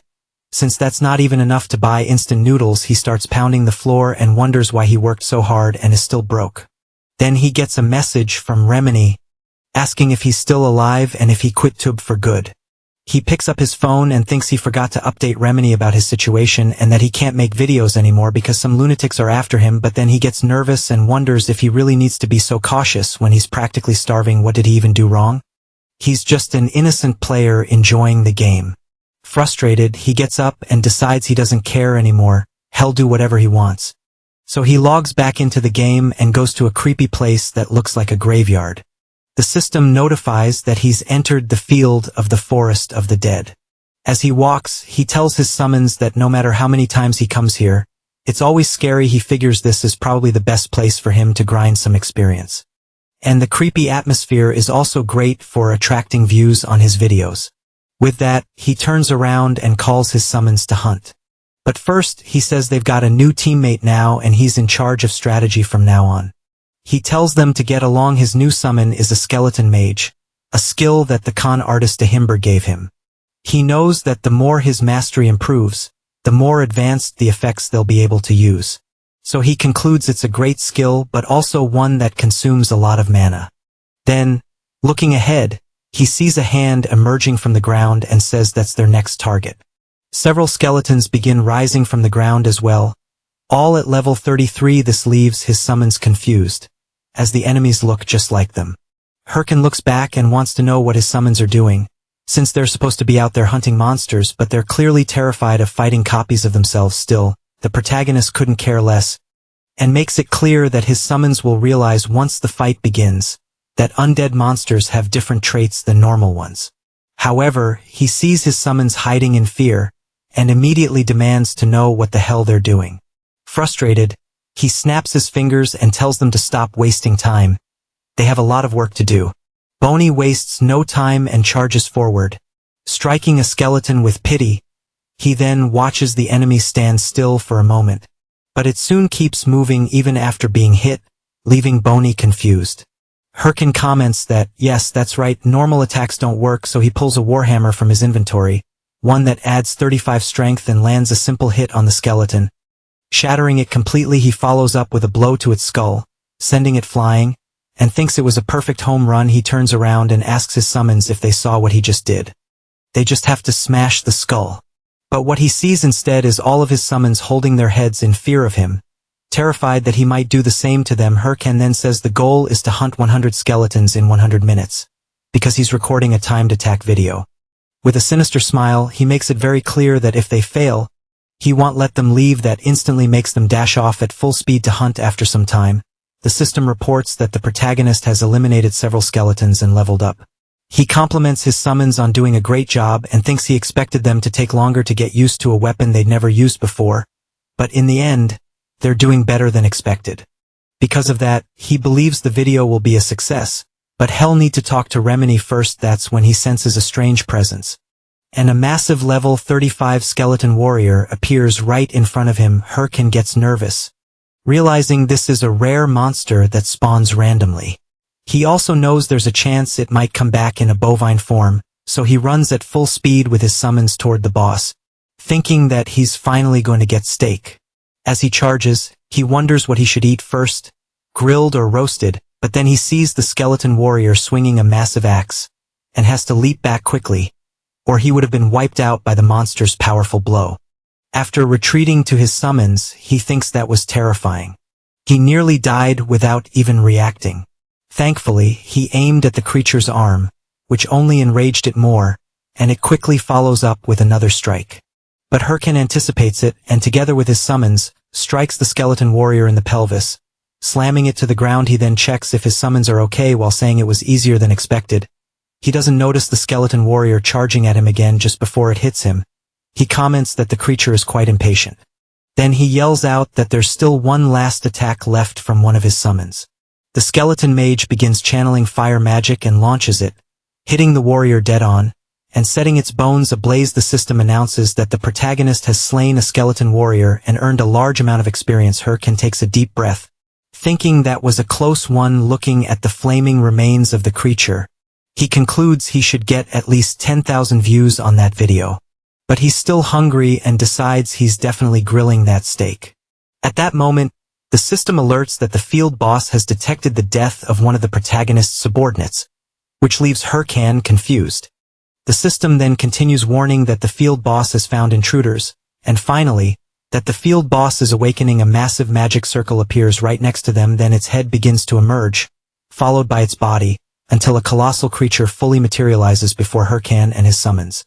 He's left speechless, unable to believe what he's seeing. The level 40 golden skeleton boss has appeared. He knows that the golden skeleton is the Forest of the Dead's boss, and the first mage class boss, a powerful one known as the Rookie Killer. He also recalls that the condition to make it appear was defeating several skeletons, though he hadn't considered that at the time. He thinks there's no way he can beat it, but if he does, it'll be a huge jackpot. Then he gets an idea of how to pull it off. If he buffs his skeletons, maybe there's a chance. So he calls his summons into battle, only to notice they vanished. The system then informs him that his summons were dispelled due to lack of mana, which leaves him stunned. He starts to panic. He's all alone in this fight. He doesn't realize it's normal, since he had summoned all four and even made the mage cast all those spells. So there's no way he'd still have mana left. Facing the colossal creature, he knows he has no choice. He grabs his watch and says it's time to warm up his body for the first time in a long while. He activates his slot and equips his battle armor. With that, he faces the boss and dares it to bring it on without hesitation. He takes the initiative and charges forward. The golden skeleton quickly begins channeling its skill, growing stronger, and once it's ready, it fires at the protagonist, who has to dodge the powerful attacks. Herkin knows that a single hit would kill him, and yet the boss is launching multiple attacks.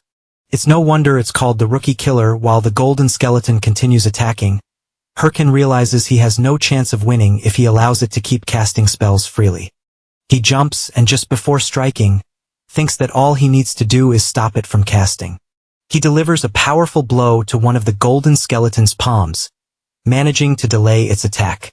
Herkin notices that the boss hands are tied to its spells, so he figures he just needs to destroy all of them at that moment.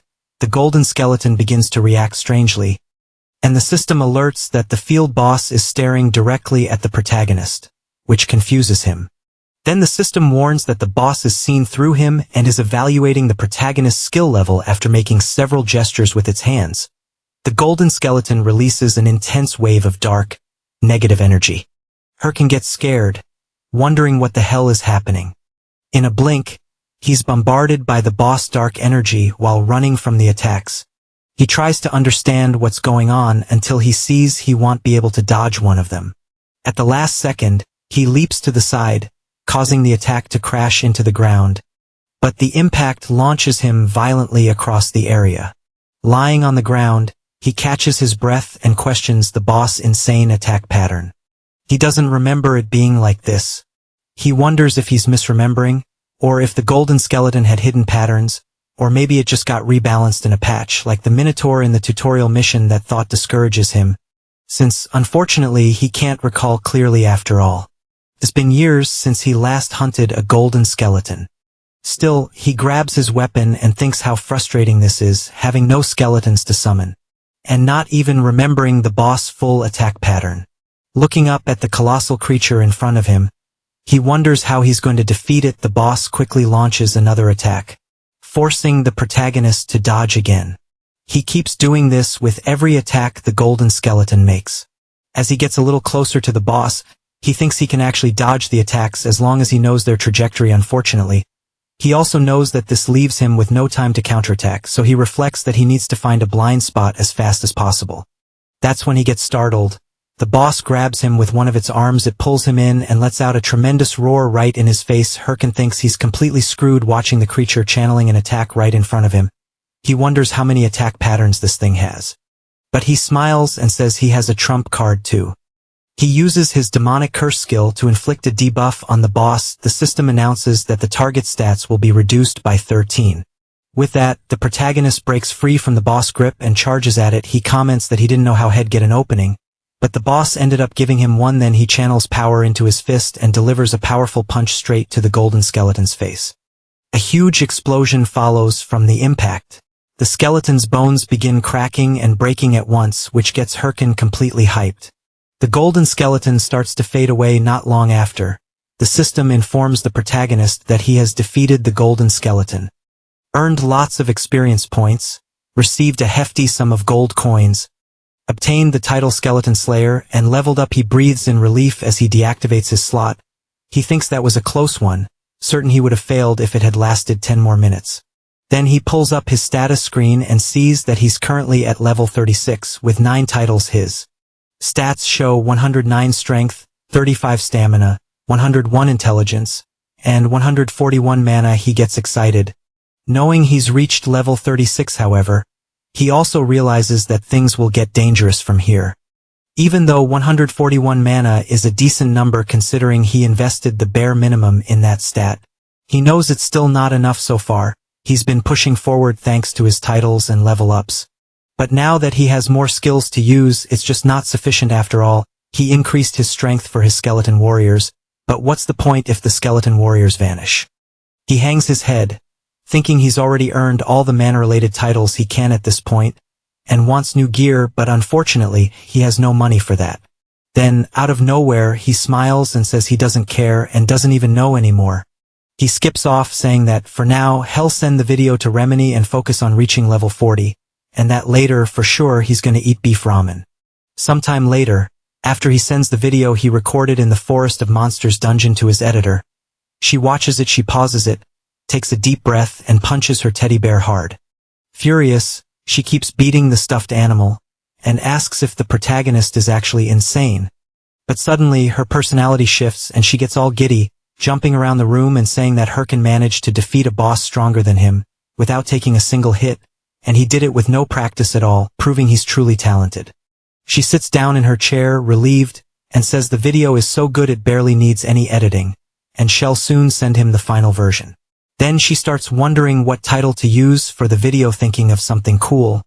She suddenly has an idea, and excitedly declares that she'll title it The Solo Emperor. Later, in the game, at the Bangsu Castle branch of the Adventurers Association, Hirkin arrives, saying to Ahimri that he's back, stronger just like he asked. He notices the protagonist all dirty, and asks what happened and why he looks like a beggar. Hirkin laughs and just tells the NPC to hand over the reward already. The NPC agrees and says he'll give the promised reward. The system then announces that the protagonist has completed the quest, Ahimra's Teachings Part 2, and has received the skill book, Osteology. He's very impressed by the skill book. Knowing it's a very rare necromancer ability not found on the market, the skill increases the stats of all summoned skeletons by 5, reduces the mana cost to summon and maintain them by 10, and also allows summoning 1 additional skeleton. But what he needed most was precisely that mana cost reduction, so he starts thanking the NPC frantically. Ahimri also shows Hirkin that he obtained the corrupted tracker ring, and that he should use the corrupted stone he brought to harness its power. The corrupted tracker ring is unique in the game's history, and grants 2 bonus points to class-specific stats, and 9 points to all attributes. When used together with the corrupted tracker necklace, all attributes are boosted by 21 more points. Hirkin is drooling with happiness because he knows the corrupted tracker ring is that rare ring given only to the first players to complete the main storyline. He jumps to grab the ring and thanks the NPC. But Ahimri closes his hand and says on second thought he's not sure he can just hand it over. He turns away, leaving the protagonist confused. Then, Ahimri turns back, laughing, and tells him that if he wants the ring, he should come and take it if he can. Hirkin laughs and says, "All right," without hesitation. He activates his slot, puts on his battle armor, and charges at the NPC full force. Sometime later, outside the Scavengers Association, Hirkin has managed to get the ring. However, he's exhausted, wondering what got into that crazy old man. He would have killed him if he weren't an NPC. But in the end, he got the ring and the next quest. Ahimri had told him that had lost contact with an agent named Miggy, and that he thought the protagonist should visit Suryu Castle. Remembering that, he decides to let it slide for now.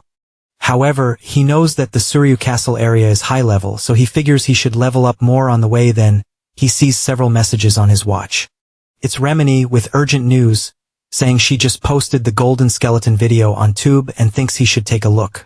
The protagonist opens the video and immediately sees that it has over 2 million views, along with many comments praising him and asking for more, many of including donations to the channel. He's blown away, wondering what the hell is happening. He drops to the ground in disbelief and starts counting how many zeros are in his account. Soon, he starts thinking about what to eat. Tomahawk, ribeye, filet mignon, sirloin, so many delicious things. He starts drooling, thinking he can now eat anything tasty he wants. Then, he wonders about the jackpot he just hit. He knew the reactions would be good, but not this good. As he's thinking that he needs to log off soon, his watch beeps with a new message. It's a huge donation, and someone says they've been sending him messages. The message is from the recruitment leader of the Thunder Hunters Guild, saying they've tried reaching out several times, but hadn't gotten a reply, so they're leaving a comment here. He says that the Thunder Hunters Guild would like to officially recruit him, and asks if he could spare some time to discuss it with them. Hirkin gets furious. He knows that the Thunder Hunters is Chai Sol-yun's guild, the woman who kicked him out of the game in his previous life. He then remembers how persistent they were back then, and apparently they're still doing the same thing. Furious, he flips off the message and says he wouldn't join the Thunder Hunters even if his life depended on it. But after thinking a bit more, he feels like he said this before, so he recalls his past life when he was furious and saying it was annoying as hell. And he wants to know why Chai Sol-yun is being so persistent after being rejected so many times, especially since she was already in a guild. One of his friends at the time commented that he was pretty lucky, since the Thunder Hunters were one of the best guilds even among the top 30, and that the guild leader was the daughter of a rich family, so if he joined, he'd definitely get a 6-figure salary. His other friend added that it made sense they were after someone like Hirkin. Then he smiled and explained that it was because the protagonist was really good at the game, and in all the raid videos from his guild, every single comment was just about him. He finished by saying that, honestly, Hirkin was way too good for them. Hirkin took a deep breath and quickly asked them to stop, making it clear he didn't care about the six-figure salary because he didn't want to join the Thunder Hunters, and the money would come once their own guild became the strongest. Plus, he preferred to keep playing with his current guild.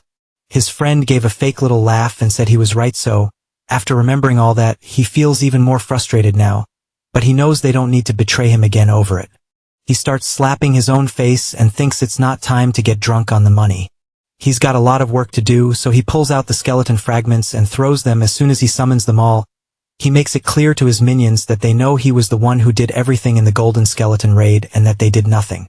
He explains that they're going to start training again because they need to move more efficiently and can't repeat what happened last time, so he asks if they're up for it, but he ends up seeing his old friends in his summons faces, then quickly realizes they're not them, and that makes him happy, thinking this time will be different. He calls his summons to become the strongest, then says their next destination is Suryu Castle and asks if they should train along the way.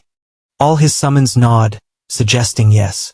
With that, Hirkin summons his weapon and says the training will be simple, they're just gonna run all the way there, and if any of them fall behind, they'll get punished. That makes them take off running at full speed, afraid of getting hit. And so, they head for Suryu Castle. Meanwhile, Syl is deep in thought. A mage approaches and asks what she's thinking about. She's standing over several defeated monsters. The mage informs her that it's almost time for the meeting. This is Hatch from the Thunder Hunters Guild. Syl jumps down from where she was and quickly asks how the progress is going on the Corrupted Count mission. Hatch says they haven't made any progress yet, and still haven't found any clue for the next quest. Syl gets furious and says she can't believe they let the Hydra Guild grab the main quest before them. Hatch tries to argue, saying she thinks they'll find it soon, since they're going to a meeting with the leaders of all 30 top guilds. Syl emphasizes that there's no way a meeting with those losers will be useful. Even so, Hatch asks the guildmaster to be careful. As she walks away, guys, here's a quick recap of the latest chapters to keep you updated. The protagonist's tube video was a hit, and he made a lot of money overnight. He was also close to losing control, but thanks to the person responsible for everything he went through, the flames of his revenge were reignited. So he decided to walk the path of a hungry beast.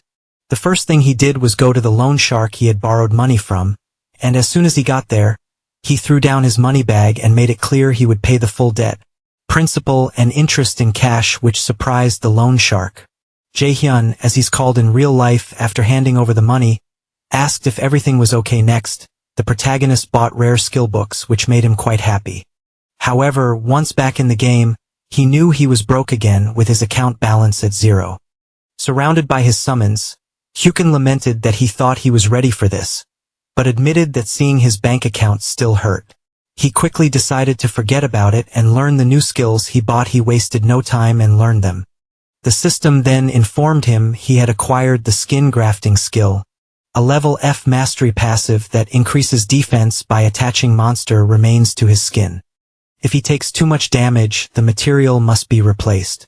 He decided to test it right away, and the system asked if he wanted to use the skeleton warrior's horns to enhance it. He said yes, and the system notified that he had gained the essence of a skeleton warrior. And 5 defense points. Curious, he equipped a sword and tested it by attacking himself. He was pleased, and commented that he was perfectly fine and that it was much better than expected since nothing happened to him. Then he moved on to the next skill. The system notified him he had acquired the Curse of Sloth skill, allowing him to cast a curse that slows the target's movements. The larger, faster, and stronger the target, the more mana it consumes and the shorter the duration. Hirkin found it interesting, looked to the side, saw his summons, and tested the skill on them, concluding it could be useful in battle. Finally, he opened his last book. The system then informed him he had obtained the golem summoning skill. Hirkin knew this was the hardest skill to get, and the one he wanted most.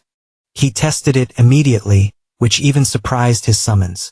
He smiled, and seeing his summoned golem, said he could finally summon it. Then he shouted that a necromancer is nothing without golems, and judging by the size of his new summon, he knew it was more reliable than any of the tanks there. He smiled and snapped his fingers, activating his copy mode, passive on the golem. He then created a bond with the summon. Knowing it had a copy mode that could sync its movements with his by combining the golem's strength with his own movements, he believed it could be ridiculously effective. However, the golem just stood still, shocking the summons and driving the protagonist crazy. Wondering why it didn't work, he questioned whether it was a bug, but then the golem mimicked his earlier movement, leaving everyone speechless. Herkin wondered if this was faster than his other summons could react, then laughed and asked himself what he should do next. Meanwhile, elsewhere, someone mentioned they thought everyone had arrived and asked if they could start the meeting. This was Nurgle, leader of the Ares Guild, who thanked everyone for coming despite being busy. Shev the Slayer, leader of the Red Bulls Guild, laughed and said he recognized a few familiar faces there. Berg, the leader of the Big Smile Guild, just takes a deep breath, while Sil, the leader of the Thunderhunters Guild, remains silent.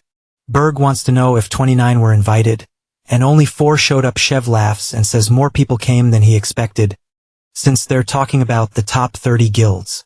Nurgle points out that this was really sudden, then explains that normally the top 30 warlord guilds are fiercely competing, and it's very rare to have a meeting like this one. However, he becomes serious and reveals that the Hydra Guild discovered the identity of the corrupted count and is planning a final raid in a month. Shev starts laughing and says that's insane, knowing none of the other guilds even came close, and if that's true, then Hydra pulled something off. But he's quickly interrupted by someone slamming the table. It's Berg, furious, yelling that it's all over if they let Hydra get the corrupted count, since they'll end up monopolizing all future main quests, sponsors, ads, and content. Sil tells Berg to shut up and, releasing her power, says that if he's scared, he should just sit quietly and not bother anyone. Berg doesn't like that at all, quickly equips his claws and asks if she wants to fight. Shev asks them to calm down, saying they're not here to fight. Nurgle agrees with the blonde and makes it clear that a fight between them would only benefit Hydra. Then, Nurgle emphasizes that this is exactly why he's proposing an anti-Hydra alliance. The 4 guilds present will agree not to fight until the corrupted count missions are finished, and will share all info about him. He then asks if anyone opposes his idea. Shev says he's not a big fan of alliance schemes, but thinks there's no other way. Berg makes it clear that if they don't stop Hydra, they're screwed. Nurgle concludes the meeting, but Sil, without saying a word, clearly didn't like any of it. Later, outside the game, someone's taking a shower. It's her, thinking the meeting was humiliating since they couldn't even defeat the Chapter 1 boss alone, and had to join forces with other guilds, but she knows there's nothing she can do for now because if Hydra gets the corrupted count first, they're done. So, for now, she knows it's time to lay low and wait for the next chance. She picks up her phone and tells someone to order all guild members to keep an eye on Hydra and report any strange activity, because the corrupted count will be theirs no matter what. Meanwhile, inside the game at the Tsuryu Castle branch of the Adventurers Association, Herkin is surprised, wanting to know what's going on. A guy says he already asked him to go to the Babura Forest. He explains that's where Agent Miggy disappeared, and that the protagonist should search the area for traces. Herkin says he knows the Babura Forest is full of level 70 monsters, a dangerous area, and that he could die instantly if he goes there now. The adventurer sighs and says that's exactly why he's asking him, a disciple of Ahimbri. He then makes it clear that if the protagonist refuses, he'll lose his status as a corruption tracker, which scares him even more. After leaving the association, Herkin sits by a fountain, thinking, and concludes he's totally screwed. He opens his quest window, and sees he has to find the missing Agent Miggy, who's investigating the corrupted stones, and continue the mission with a reward of 500 gold coins and additional rewards. The penalty is losing the corrupted tracker title. If the quest isn't completed in time, he has 29 days, 9 hours, and 33 minutes. Herkin gets furious, knowing that if he loses his corrupted tracker status, he'll be kicked from the main quest. Scared, he realizes that accepting all those high-level quests backfired, since he normally wouldn't be able to complete them, but somehow managed in advance to the next stage. And to make things worse, he now accepted a quest meant for or higher, so he finds himself at a crossroads, wondering what to do, knowing he can't just give up on the main quest like that. But at the same time, he knows he can't go to the Babura Forest either. That's when he overhears a player asking a mage if she thinks the Hydra Guild will complete the main quest, because if they do, he believes they'll definitely rise above the other guilds. The mage emphasizes that the rest of the top 30 guilds haven't even managed to start the main quest. The player then asks what'll happen to the other main quests if the corrupted count is defeated, which scares Hirkin quite a bit. But he quickly smiles, looks at his watch, and realizes that maybe he doesn't need to go to the Babaru forest after all. Meanwhile, someone is observing a huge castle from afar, reporting that nothing special has happened, and that his and his friend's mission is finally ending, since having to sit and watch the castle for hours every day was starting to drive him crazy. He asks if his friend agrees. After getting no reply, he calls out to him, his friend being Nadal, 8th in command of Hydra. The guy wants to know what the reward for defeating the corrupted count will be, and if Hydra will definitely become the best guild. Nadal clearly says not to get ahead of themselves. He adds that it's not over yet, as their mission is to secretly monitor the corrupted count's castle. He explains they can't let their guard down or leak info, because true professionals know how to stay calm. Then, out of nowhere, a player runs up shouting that he's found Nadal, which makes him furious. Asking what the hell is going on, the player is Kim's, rank 3 of the Red Bull Guild, who smiles and says it's been a while.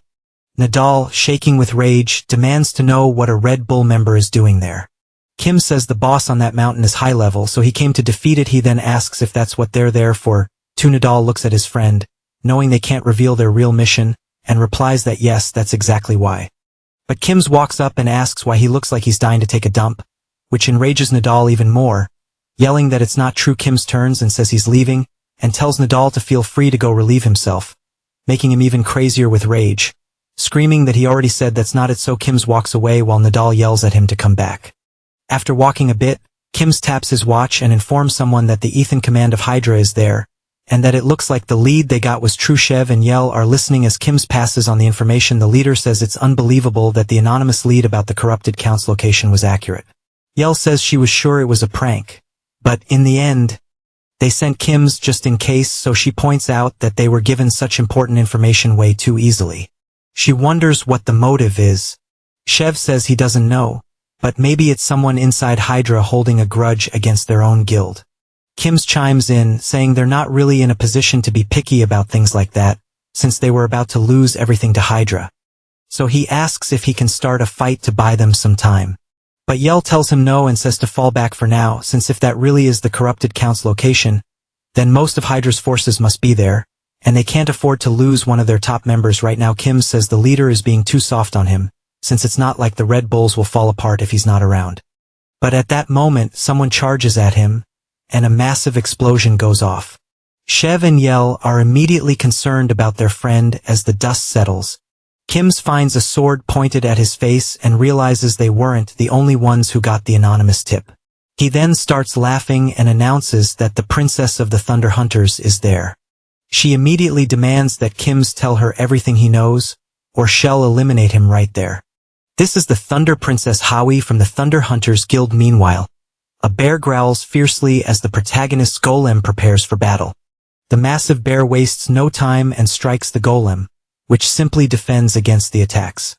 Eventually, it spots an opening and counterattacks, while the protagonist summons watch the fight. The battle rages on, and the skeletons are enjoying the show while eating popcorn. Hirkin, however, is puzzled, checking his status and wondering why everything is so quiet, since he's sure the emails were sent, and he should be getting replies. He knows the only way to solve this without going to Babaru Forest is to force the mission to end. He's aware that Warlord's main story consists of many chapters. The current one is Chapter 1, The Corrupted Count. And when the Corrupted Count is defeated, the chapter ends, and all related missions are forcefully concluded. He takes a deep breath and realizes that even if he tried to defeat the Corrupted Count himself, he wouldn't make it in time, so he prefers to move on to the next chapter within the remaining time. He then starts yelling that he doesn't care who it is. He just needs someone to defeat the Corrupted Count. That's exactly why he's spreading the information to several guilds, except for Chai Sol Yun's. So he wonders why no one is responding. Suddenly, something catches his attention. The system notifies him that the Hydra Guild is starting a live stream. Meanwhile, his golem is being severely attacked, having its arms broken, and the giant bear doesn't stop, launching another powerful blow. But Hirkin shows up, punching the bear in the head and telling it to shut up and stay quiet while he's thinking. He makes it clear that he needs to watch a stream, so he wants peace after sitting down to watch the live stream. A host greets all viewers and announces that the Hydra Guild was the first to discover the identity of the corrupted Count and is planning to attempt a raid. The planned date for the raid is Herkin hopes it's sometime this month. Then the host says it'll be in 3 days, which really surprises the protagonist. The stream ends and he comments that it's sooner than expected. But not shocking, just as he predicted, he starts laughing like a maniac and thinks this is perfect. He then orders his golem to resume fighting the bear. While they fight, he remarks that Hydra probably got nervous because he spread the info to other guilds. Since he knows that if it's Hydra, there's nothing to worry about, they're far ahead of the other guilds in terms of progress on the main quest, and have many skilled players, so he concludes that once the main mission ends, his biggest obstacle will be gone, and in 3 days his happy life will begin. After some time, the 3 days pass and many players are being defeated. The system announces that all Hydra Guild members died in the raid, and the mission failed. Leaving the protagonist in utter disbelief, he throws his phone to the ground and yells, demanding to know if they're messing with him. He shouts that if they were going to start the raid so early, the least they could have had was a plan. He wants to know why they even tried if they were going to fail in an hour.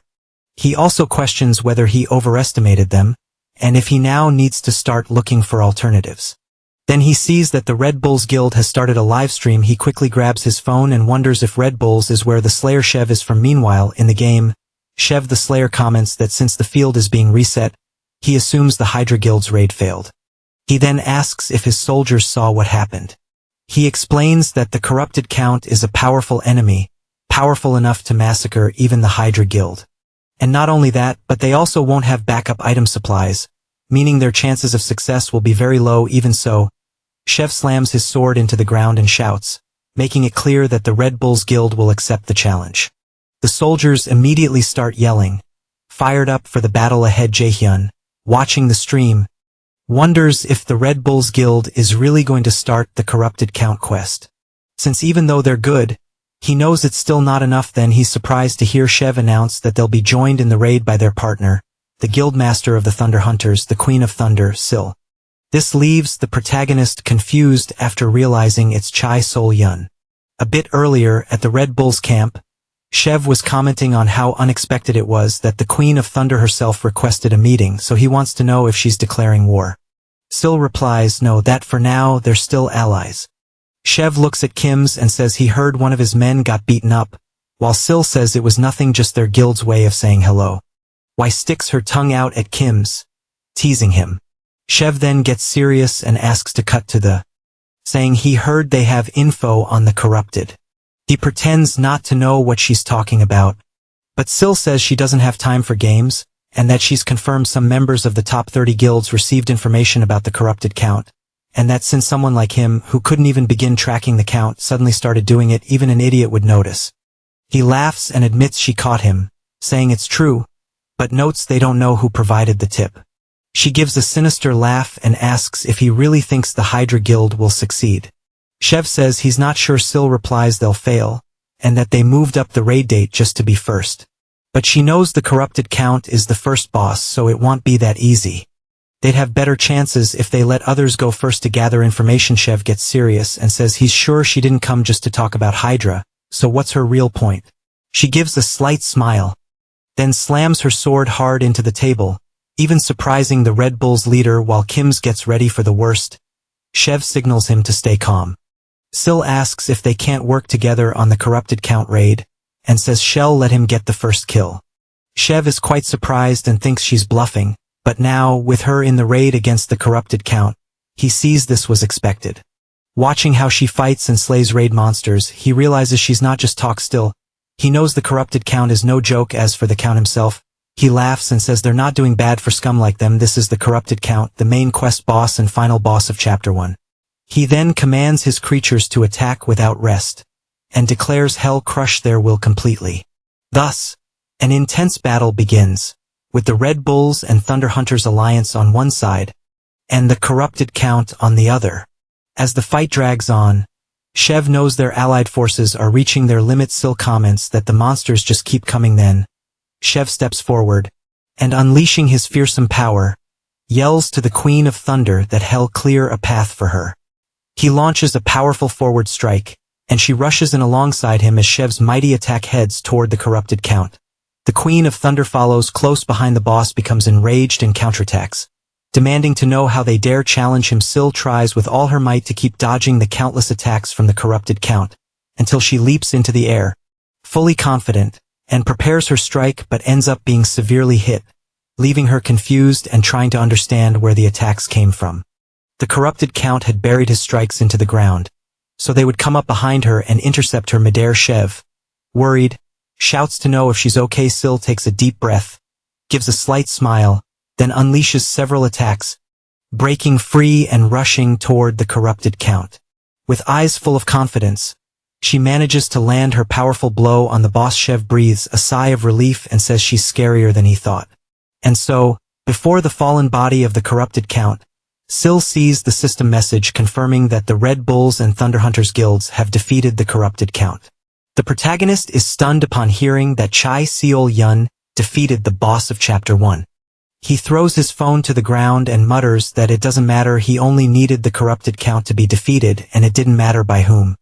He then hopes Syl enjoys it while she can, because the corrupted Count will be the last she gets. After all, he knows that in the end, the one whole win will be him. Sometime later, in the dungeon of the Bulkus Mountains, the protagonist is with his summons, thinking that his real name is Jae-hyun, and currently in the game he's Hiram. He's a warlord player who somehow reincarnated. His dream is to become the strongest in the game, to get revenge on the bastards who betrayed him. As he reflects on all this, he suddenly hears a tremendous noise around him, and before he realizes it, a herd of wild boars is charging straight at him, and he has to run to avoid being trampled. A few hours earlier, the protagonist arrived at the entrance to the Bulkus Mountains and saw that the field was blocked. While Little Bone is confused by the barrier, Hurricane explains that it's a locked field until someone meets a certain condition. Since he hasn't met it yet, entry is restricted. But he knows that the Bulkus Mountains are the main stage of Chapter 2 storyline, and that when the main quest of Chapter 1 is completed, entry is automatically granted. So after crossing the barrier, the system notifies him that he has entered the Bulkus Mountains and received the title of first to set foot in the Bulkus Mountains, increasing all his stats by 2 points and class-related attributes by 1 point. He gets excited and thinks, just as expected, no one else had discovered it yet. He calls his summons and declares that it's his time to shine, but he quickly comes face to face with several monsters. The monsters in question are all wild boars, level 60, fierce beasts that roam in packs. Hurricane, being only level 41, is shocked to encounter them right away back in the present. The boars are enraged and charging after the protagonist, who keeps running and wondering how he got so unlucky and how the hell he ran into those boars as soon as he entered. He also thinks some people have probably already noticed the blocked field is now open, so he can't afford to waste any more time there. He knows his chances are low, but still, it looks like he has to try. So he shouts for his summons to activate their helms and charge at the boars. However, the creatures are so strong that they easily defeat the protagonist's summons. As Hurricane retreats, thinking his summons were wiped out in a single hit, the system notifies that the skeleton warrior has been destroyed after taking too much damage. The protagonist then smiles and says, "That was just bait." He activates his sloth curse skill on the massive wild boars he approaches and tells them they won't be able to move for a while. Then, drawing his sword, he charges in and says it's time to pay for destroying his skeletons, until he steps on a banana peel and face plants right in front of the massive beasts. Then, another banana peel falls onto his head. Hurricane grows furious, demanding to know what the hell is going on and where the banana peel came from. Up on a tree branch, a monkey is laughing. It's a level 50 armored monkey, a monster known for playing tricks on humans. Hurricane gets even angrier, quickly stands up, and tells the monkey to wait, because he's about to get beaten up, but then the system notifies him that the effect of the sloth curse has worn off. He turns around in a panic, thinking this is IRL bad. Just then, a bright flash comes from his direction and completely shatters the wild boar's head. Hurricane is startled, trying to understand what just happened. Up in a tree, someone is firing a crossbow, releasing countless arrows that, in a blink, brutally wipe out several wild boars. Hurricane, amazed by how easily the monsters were taken down, wonders how it's possible with just one shot. Then the mysterious person approaches and asks if the protagonist is hurt.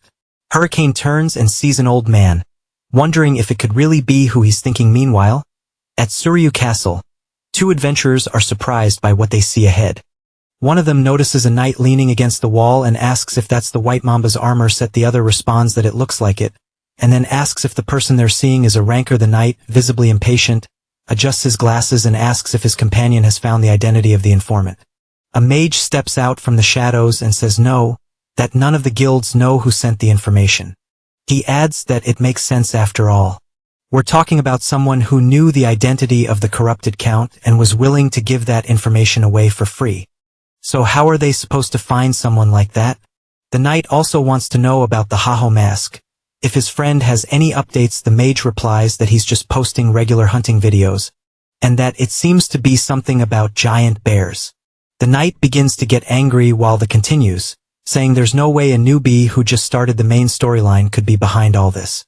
He then asks where the knight's next assistant job will be. The knight says it'll be with the Sweepers Guild. The mage, frustrated, comments that it looks like they're going to be really busy again. The knight assures him he'll handle the assistant job, and asks his friend to focus on finding the person who leaked the information.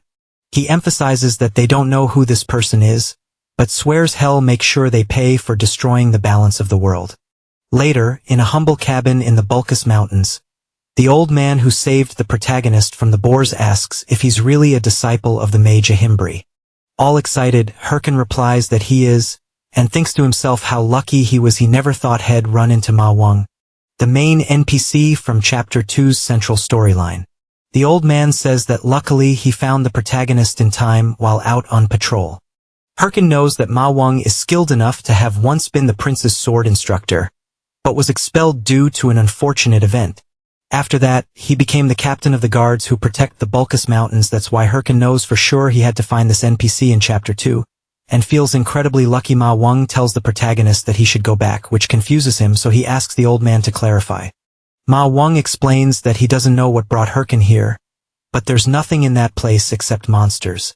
So again, he urges him to go back before something worse happens. Hurricane smiles and says the corrupted count is dead. He thinks to himself that there's no point in the old man playing hard to get, since he already knows how to enter Chapter 2. He then adds that even with the count's defeat, there are still corrupted monsters out there, and that he was tracking the source and ended up here. He then wants to know if the old man knows anything about it. The old man says he has something in mind, but no evidence yet, which is why he asks if the protagonist could help him gather some. With that, the system notifies that Hurricane has obtained the title of first to contact a Bulkus watchman, and also the title of initiator, granting him an additional 14 attribute points. Hurricane gets excited after learning he received 2 rare titles, and tells the old man that he can indeed help. Mong asks the protagonist to first calm down and then investigate the monsters near the area. Thus, the quest The Bulkus Watchman's Request is created, and Hurricane must defeat 50 monsters in the Bulkus Mountains with a reward of 500 gold coins and increased trust from Maung. Without wasting time, Hurricane heads out of the cabin, thinking this is great since he knew he needed to level up anyway. He then reflects that he'll leave the high-level monsters like wild boars and warrior bears for later and start with the easier ones. Until he remembers something, recalling how the armored monkey mocked him. He decides he'll start with it and wonders how he's going to make it pay. Later, still in the Bulkus Mountains dungeon, a player slips on a banana peel, followed by another. This keeps happening for a while, and the armored monkey just laughs at the players. Then another player starts walking by, and the monkey immediately sets its sights on its next victim. It gets ready, but Hurricane suddenly appears behind it and says he finally found it. The monkey turns around awkwardly, and the protagonist, with a bizarre expression, says he's going to eliminate it. Without hesitation, he grabs his sword and charges at the creature. However, the armored monkey easily dodges all of the protagonist's attacks. Hurricane tries everything to land a hit, but the monkey always evades. Then the monkey increases its speed and quickly flees. The protagonist chases after it. Furious while chasing the creature, he thinks about how annoying the monkey is so fast, and the trees keep getting in the way, making it hard to attack. So he stops on a tree branch, prepares an attack, and throws his sword at the monkey. The creature notices the attack coming and gets really scared. The protagonist's sword hits, but it lands right beside the monkey, Scaring it even more, the creature starts laughing at the protagonist, but Herkin makes it clear that the sword attack was just a distraction. Right then, his golem appears and delivers a powerful punch, causing massive destruction. Herkin watches from afar, and it doesn't take long for the system to inform him that he has earned the title of being the first to hunt down and eliminate an armored monkey. Herkin is pleased, and thinks it's time to start hunting more of them. Meanwhile, several cameras are snapping photos, as Shev the Slayer and Syl the Queen of Thunder are there. They shout out congratulations to the Red Bull Guild's Red Bull, and to Syl from the Thunder Hunters for completing the first chapter's boss raid. Then, a reporter player approaches the Queen of Thunder and asks if she'd like to say something. She gives a slight smile and says she thinks they were really lucky this time, but they'll keep working hard to bring good results in the future. However, off camera, she looks displeased. Howie, walking with the Queen of Thunder, says she's the best. Then, he admits he thought they were done for when the last wave of monsters came, but then she appeared, jumped in alone and defeated the corrupted Count. Syl says she was lucky, and emphasizes that they couldn't have done it without the Red Bulls. Still, she knows that to achieve a full victory, need the skills of the player known as Heiho Mask. Disappointed, she asks Howie to call Hatch. Shocked, he yells, wanting to know why the Queen of Thunder would need that loser. Syl becomes serious and makes it clear that there's something they need to hunt. Meanwhile, something is breaking, and the system soon informs that the protagonist's equipment durability has dropped to 0 and was destroyed. Herkin looks at his sword in frustration and thinks it's time to look for new gear. But he knows the problem is that he has no money. So, he concludes that his only option is to try for gems, since he knows they have a very low drop rate for monsters and are used to craft items. For example, the Green Goblin gem grants 1 extra point of dexterity, the Werewolf gem grants 2 extra points in the attack attribute. They also have additional effects depending on the monster they drop from.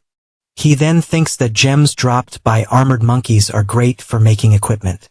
With that, he summons his creatures and shouts that they're gonna hunt every last armored monkey. 9 hours later, Herkin is devastated, as he had no success in getting any gem drops. And looking at the pile of countless armored monkeys, he wonders if a drop should have happened by now. Then, with a crazed expression, he tells his summons that hell try just one more, because he thinks maybe this time it will drop. Suddenly, someone approaches, calling out to the protagonist. A warrior in sinister armor says that Herkin must be Heiho Mask. The protagonist is intrigued, wondering who this person appearing out of nowhere could be. Looking more closely, he notices the man is decked out in a full and expensive fire lizard set, and wields a hero orc sword, meaning he's at least level 70. So he starts thinking maybe the guy is one of those players. The man introduces himself as Coyote. Then, he starts making some strange movements. And, as soon as he stops in a completely ridiculous pose, he officially challenges the duel. Herkin is confused, wondering what the hell the guy in front of him is doing, while Coyote comments that he heard the protagonist is getting popular on Tube, so he points out that beating him would make him popular too. Herkin thinks that he must be just another attention-starved loser. He turns away and says he's busy and tells him to get lost. Coyote yells, asking the protagonist to wait. Herkin, irritated, wonders why the gem isn't dropping, and now there's a crazy idiot bothering him. On top of it, Coyote shouts that he'll pay 5,000 gold if the protagonist fights him.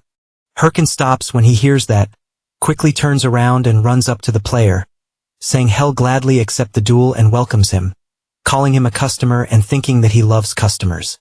A few hours earlier, Coyote was thinking about himself, believing he was the hero of justice, and that, thanks to his talent, he, Coyote, was a hero who was always the center of attention. No matter what game he played well, at least that's what he thought, because in Warlord no one really paid much attention to him, since he always heard people saying it was much more fun to watch Heiho Mask. And as soon as he looked around, he saw that no one was paying attention to him, and he only heard people asking each other if they had seen the new video from Heiho Mask. That made him furious. He punched the ground and, thinking about Heiho Mask, began yelling that he was being buried by him because they started the game at the same time. Coyote knew his opponent's level was lower than his, and that he didn't even have good items, so he wondered why everyone loved him. Then, upon realizing something, he questioned where he was, since he had run off without thinking and ended up there. And as he looked ahead, He saw a player surrounded by little creatures, but upon closer inspection, he realized it was Heiho Mask. However, he knew that was supposed to be a blocked field, so why was he hunting there? Then he had an idea. What if he posted a video of himself defeating Heiho Mask? If it worked, could he steal all his fame? So back to the present. Kaede removes all his gear except his helmet and tells the protagonist that he'll give him 5,000 gold if he can beat him in a duel. Hirkin can't believe what he's seeing and yells, wanting to know why the hell he's stripping. If he said he wanted to fight, Kaede replies that it's to make it a fair fight and emphasizes that, from what he heard, it seems the protagonist's armor just broke. Hirkin doesn't like hearing that. He didn't expect his opponent to know about it. Kaede insists that what he wants is a fair unknown battle and that he doesn't want anyone saying he only won because of his gear, which is why he asked the protagonist to give it his all. Still in disbelief, Hirkin wants to know if his opponent really thinks he'll take him seriously dressed like that. But as Kaede charges at him without hesitation, he shouts for them to cut the chatter and just fight already. Hirkin dodges the first strike and points out that Kaede should listen when people talk, but the player doesn't care and keeps launching a flurry of attacks, forcing Hirkin to dodge all of them. Kaede gets irritated and demands that the protagonist fight back instead of just defending. While still dodging, Hirkin tells Kaede to make him do it, which enrages him even more, prompting him to activate his booster skill and throw a powerful punch. Hirkin worries if he'll have time to dodge, but ends up getting hit and is sent flying. Lying on the ground, Hirkin realizes his opponent just used the booster skill, a warrior class ability that speeds up movement for a moment. Watching Kaede from a distance and seeing his aura, he reflects that, although he may look like an idiot, his level seems higher than his own. So he concludes that facing him head-on is a bad idea. Then he gets an idea. He gets up from the ground, and Kaede comments that it looks like the protagonist is finally ready to face him. He tells him to go all out because he'll surpass his best. As he charges again, yelling that he's going to show everyone he's stronger than Heiho Mask, he activates his booster ability once more. But Hirkin throws dirt at Kaede's eyes, and while he's distracted, the protagonist sweeps his legs out from under him, making him lose balance and tumble to the ground. Hirkin makes it clear to his opponent that, if his strength stat is higher, he just needs to overcome it with his own skills. That said, he lands a powerful kick to Kaede's face, followed by a strong uppercut, launching Kaede hard into a tree. The player trembles with rage, calls Hirkin a coward, and demands to know how he considers what he just did a skill. The protagonist responds that no one cares about that when fighting for their life. Hirkin laughs and makes it clear to Kaede that he lost because he'd rather stick to his pride than focus on winning. Then, he activates his skin grafting skill, Armored Monkey Hide, and the system immediately notifies that the protagonist has been strengthened with the Armored Monkey's attributes. Kaede becomes very worried and thinks that if he's hit by that, he'll definitely die with a sinister aura. Hirkin tells Kaede that he's the one who started this fight, so he better be ready for it. As he charges toward the player, Kaede starts screaming, asking the protagonist to wait. Then he starts crying and says he surrenders. However, the protagonist can't stop his attack, and a massive wave of destruction follows. Fortunately, and luckily for Kaede, Hirkin manages to change the direction of his blow, hitting right beside his opponent's head. The tree and everything behind it are completely destroyed. Kaede trembles in fear, thinking it was so terrifying that he almost forgot he was in a game. Hirkin laughs and tells Kaede to hand over the 5,000 gold already. However, he adds that he's sure his opponent would prefer not to be forcibly logged out for 2 days, so he suggests they settle things peacefully from now on. Kaede removes his helmet and shouts that Heiho Mask is an amazing guy. He also says the protagonist is so strong and impressive, which scares him, wondering what's gotten into this guy. The blonde emphasizes that he, Kaede, admits defeat and hands over the 5,000 gold he promised, along with his sword. Hirkin looks at the sword in his hand and realizes it's the hero orc sword, marveling at it, saying he knows it grants plus 66 strength, plus 66 vitality, and also ignores 9 of defense, and figures it must be worth at least 15,000 gold at auction.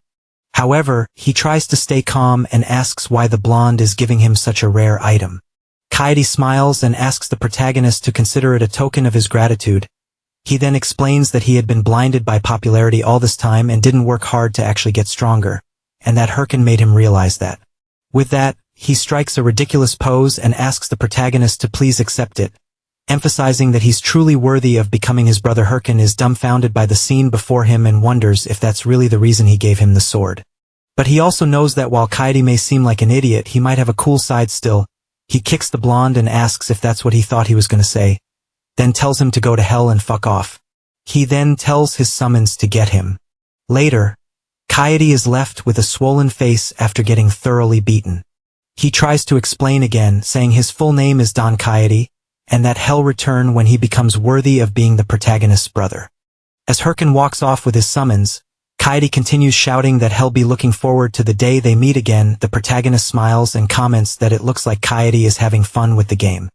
Then, changing the subject, he starts laughing like a madman while looking at his new sword and says that now that he's got it, he won't need to hunt armored monkeys anymore.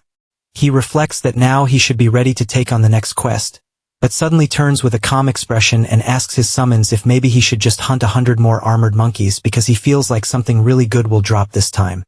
All his summons hate the idea and start grabbing him, trying to stop him from going after that. After returning and handing in the requested items, NPC Ma Wang says it was 950 armored monkeys, 100 four-fong wolves, and 76 venomous lizards. He praises the protagonist, saying he did a great job, adds that the investigation is progressing well thanks to him, but wants to know what's with that expression on the protagonist's face. Herkin gets embarrassed, apologizes, and says he was just thinking about how to spend the money he earned. Wang stands up and says that since the next quest will be especially dangerous, he points to the map and explains that near the mountain peak, a warrior bear has appeared. He adds that warrior bears are about 4 meters tall and are equipped with armor like human warriors, so he emphasizes that if the protagonist can find out where they're getting their weapons from, it would greatly help in discovering the identity of the corrupted one. Herkin stands up from the chair and comments that, in other words, Wang wants him to defeat them and bring back one of their weapons. The NPC asks if the protagonist thinks he'll be okay going alone, since even guards have trouble dealing with them solo, and suggests he should look for someone else. But Herkin makes it clear he'll be fine and already knows how to handle warrior bears. Not long after, Herkin arrives at a place near the mountain and thinks this must be the spot. He then calls his summons and, all excited, says it's time to spend a little. When he opens the auction window, the system informs him that he can now participate in auctions with other players. Herkin has in mind that the best item he can buy at his current level is the skeletal snake set. He then buys the shoulder guard, followed by the boots, gloves, and helmet from the same set. The system informs him that his defense has increased by 70 points, mana by 34, and strength by 34 as well, and that his mana consumption will now be reduced by 10 when the full set is equipped. It also shows that he spent 37,196 gold. Herkin tries to contain himself but can't, and starts spinning on the ground upside down, saying that so this is what it feels like to have money, and that he'll buy all the skill books for his level with the gold he has left. Soon after, the system announces that he has bought the skill books for Corrosive Spirit, Blindness, Muscle Modification, False Heart, Bone Bomb, and Hardening, and that the total for all those books was 17,593 gold. Even more excited, Herkin says he knows he's still a bit below the warrior bear's level, but with all that, he thinks he'll be fine. Then one of his summons taps him on the shoulder, and when he turns to see what it is, he finds all his summons staring at him with a strange expression, as if asking whether he's not going to give them anything. Herkin turns back and admits he forgot about them, and will look for something nice for them. However, the system informs him that he currently has insufficient funds, which makes him worried, wondering if he's already broke again. So, feeling awkward, he turns to them and says, looks like his money ran out. Herkin immediately gets scared when he sees that the attitude of his summons has turned creepy, while he tries to explain that it wasn't on purpose. Some creatures appear behind him without any warning or order. His summons charge at the creatures, while the protagonist shouts that maybe he'll get more money when they eliminate them. Herkin feels a bit relieved watching his summons finish off the boars and thinks, thankfully, some wild creatures showed up at the perfect time. A few moments later, the last wild boar is tied up with a very sad face, and Boney is licking his sword with a very sinister look. Herkin tells them to stop wasting time and finish off the boar already, as he'll equip them on the way. Then, out of nowhere, a powerful attack hits the big boar. The protagonist immediately turns to see who did that, and soon some players appear demanding to know who he thinks he is, hunting there without permission since that area belongs to the Apollo Guild. Herkin pauses and, looking at the players in front of him, concludes that they're just another bunch of losers. The guys introduce themselves. One says his name is Zhang, the other Wang Zhang. And finally, the last one Il Zhang, and they declare they are the great trio of the Apollo Guild. Herkin laughs and says he gets it, but without any mercy or pity, he quickly launches several consecutive attacks on all three. He then makes it clear they're just a bunch of losers trying to annoy him turning away. He wonders why he's been attracting so many people lately, and considers that maybe he needs to see a shaman or something. As he leaves with his summons, saying he just wasted his time there, the players are left trembling on the ground, but Wang Zhang, using what little strength he has left, thinks that the protagonist actually dared to lay a hand on his guild, and that they'll make him regret it, so he taps his watch and reports everything that happened to his superiors. Not long after, a man next to a giant tiger, upon hearing about the earlier incident, wants to know if the protagonist really attacked his subordinates. Even after hearing his name, the guild member confirms it, and emphasizes that's what Wang Zhang reported. The guild leader then tosses a gold bar to the member, and orders him to bring the protagonist in. No matter the cost, he then makes it clear that hell make him pay for disrespecting his name. Meanwhile, Herkin is impressed, seeing a beautiful view and realizing he's reached the area where warrior bears spawn. He turns and calls for his summons, only to see them striking ridiculous poses, and quickly demands to know what the hell they're doing after smacking each one on the head. He yells for them to stop fooling around. He then declares that they're going to hunt a warrior bear, which is level 70 and has 3 phases, so they need to prepare for this battle. He emphasizes that defeating the bear will put them ahead of the top 30 guilds in terms of main quest progress.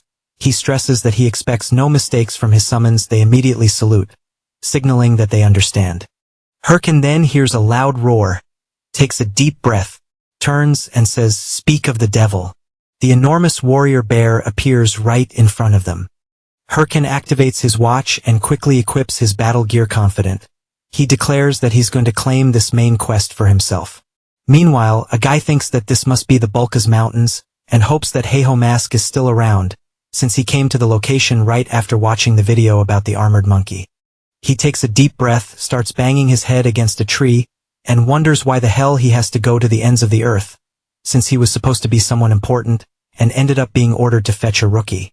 As he starts shouting, wondering how hell even managed that because it feels like a crime, a wild boar king is about to attack him. He turns when he hears the noise, but without doing anything dramatic, simply conjures a magic circle and unleashes a powerful hellfire attack on the creature, burning it completely. This is Ballista Hatch of the Thunder Hunters Guild, also ranked 5th among all mages in Warlord, and he's just hoping Heiho Mask shows up soon. Back to the protagonist's battle, the massive bear lets out a loud roar, and Herkin remembers that before his regression, when he challenged the bear along with his guild members, they failed 6 times before barely defeating it. But he knows that if he fails again this time, he'll lose his lead in the main quest to someone else. So he reflects that to land an effective hit on the warrior bear, he'll need to aim for gaps in its armor and remove it. As he keeps thinking that he can do this, now that he's prepared with his new skills, the massive bear charges at him in a fury. Herkin smiles and tells his summons to act on his signal. He then charges at the beast, thinking that his new passive skill, leg strength modification, will be highly effective. However, his speed is so high that he ends up overshooting and flying right past the bear. Herkin tries to make sense of what the hell just happened, while the bear and the summons just watch him soar through the air. But without wasting any time, the massive bear attacks the protagonist's summons, and the system reports that the warrior bear completely wiped out the skeletons, which makes Herkin furious. The protagonist looks into his leg strength modification skill, which boosts leg power, allowing faster and stronger movement. He gets even more enraged and yells that there's a limit to fast and strong. He then spots a nearby rock, heads toward it, and once again uses his acceleration, charging full force at the warrior bear. But he's so fast that he crashes straight into the bear, which is left wondering what the hell this crazy human is trying to do. Meanwhile, Herkin marvels at the creature's fur. It's really soft, but he's quickly struck and thrown hard into a rock while lying on the ground. He thinks that his leg strength is too much and he can't control it. Still, he managed to rip off part of the warrior bear's armor. But he questions how useful that really is, because if his skills are acting like this, he wonders how he'll land an effective attack without wasting time. The giant bear charges at him again, and when it delivers a powerful blow, Herkin is forced to dodge at the last second. He then starts channeling his power and activates Bone Bomb, which creates a bomb using mana, and he throws it right into the creature's face, causing a massive explosion.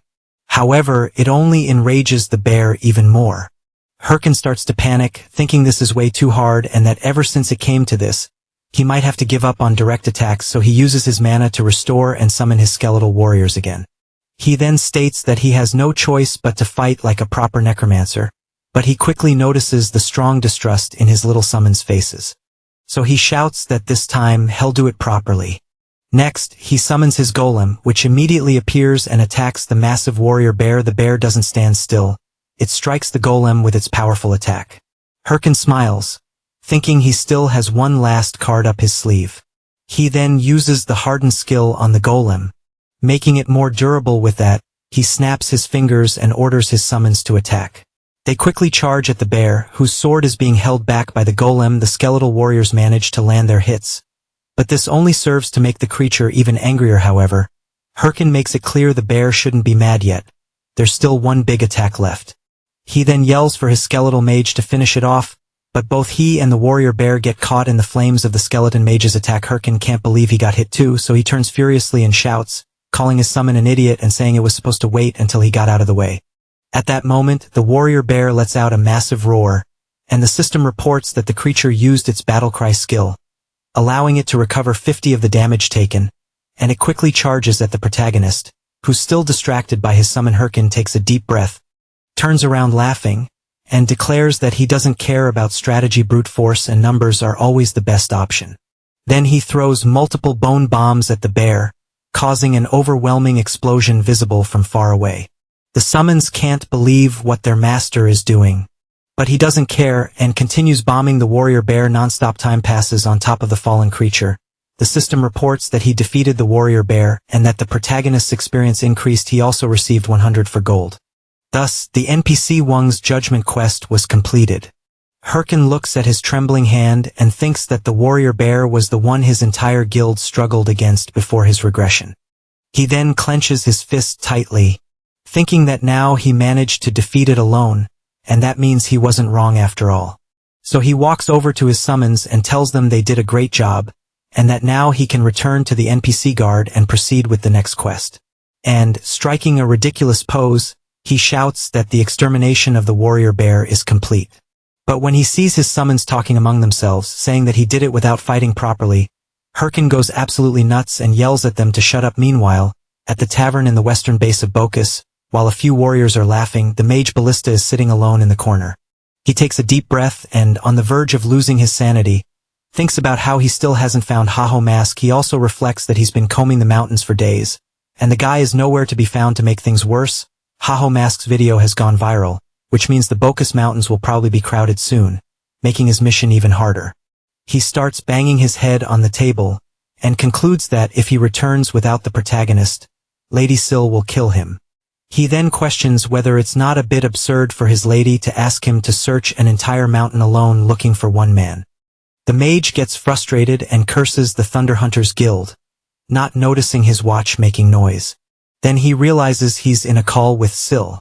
He quickly jumps from his seat, trembling, and tries to apologize, saying that's not what he meant. But she replies that he's working hard, which makes him a little uneasy. Syl says she thinks the task she gave him was unreasonable after all.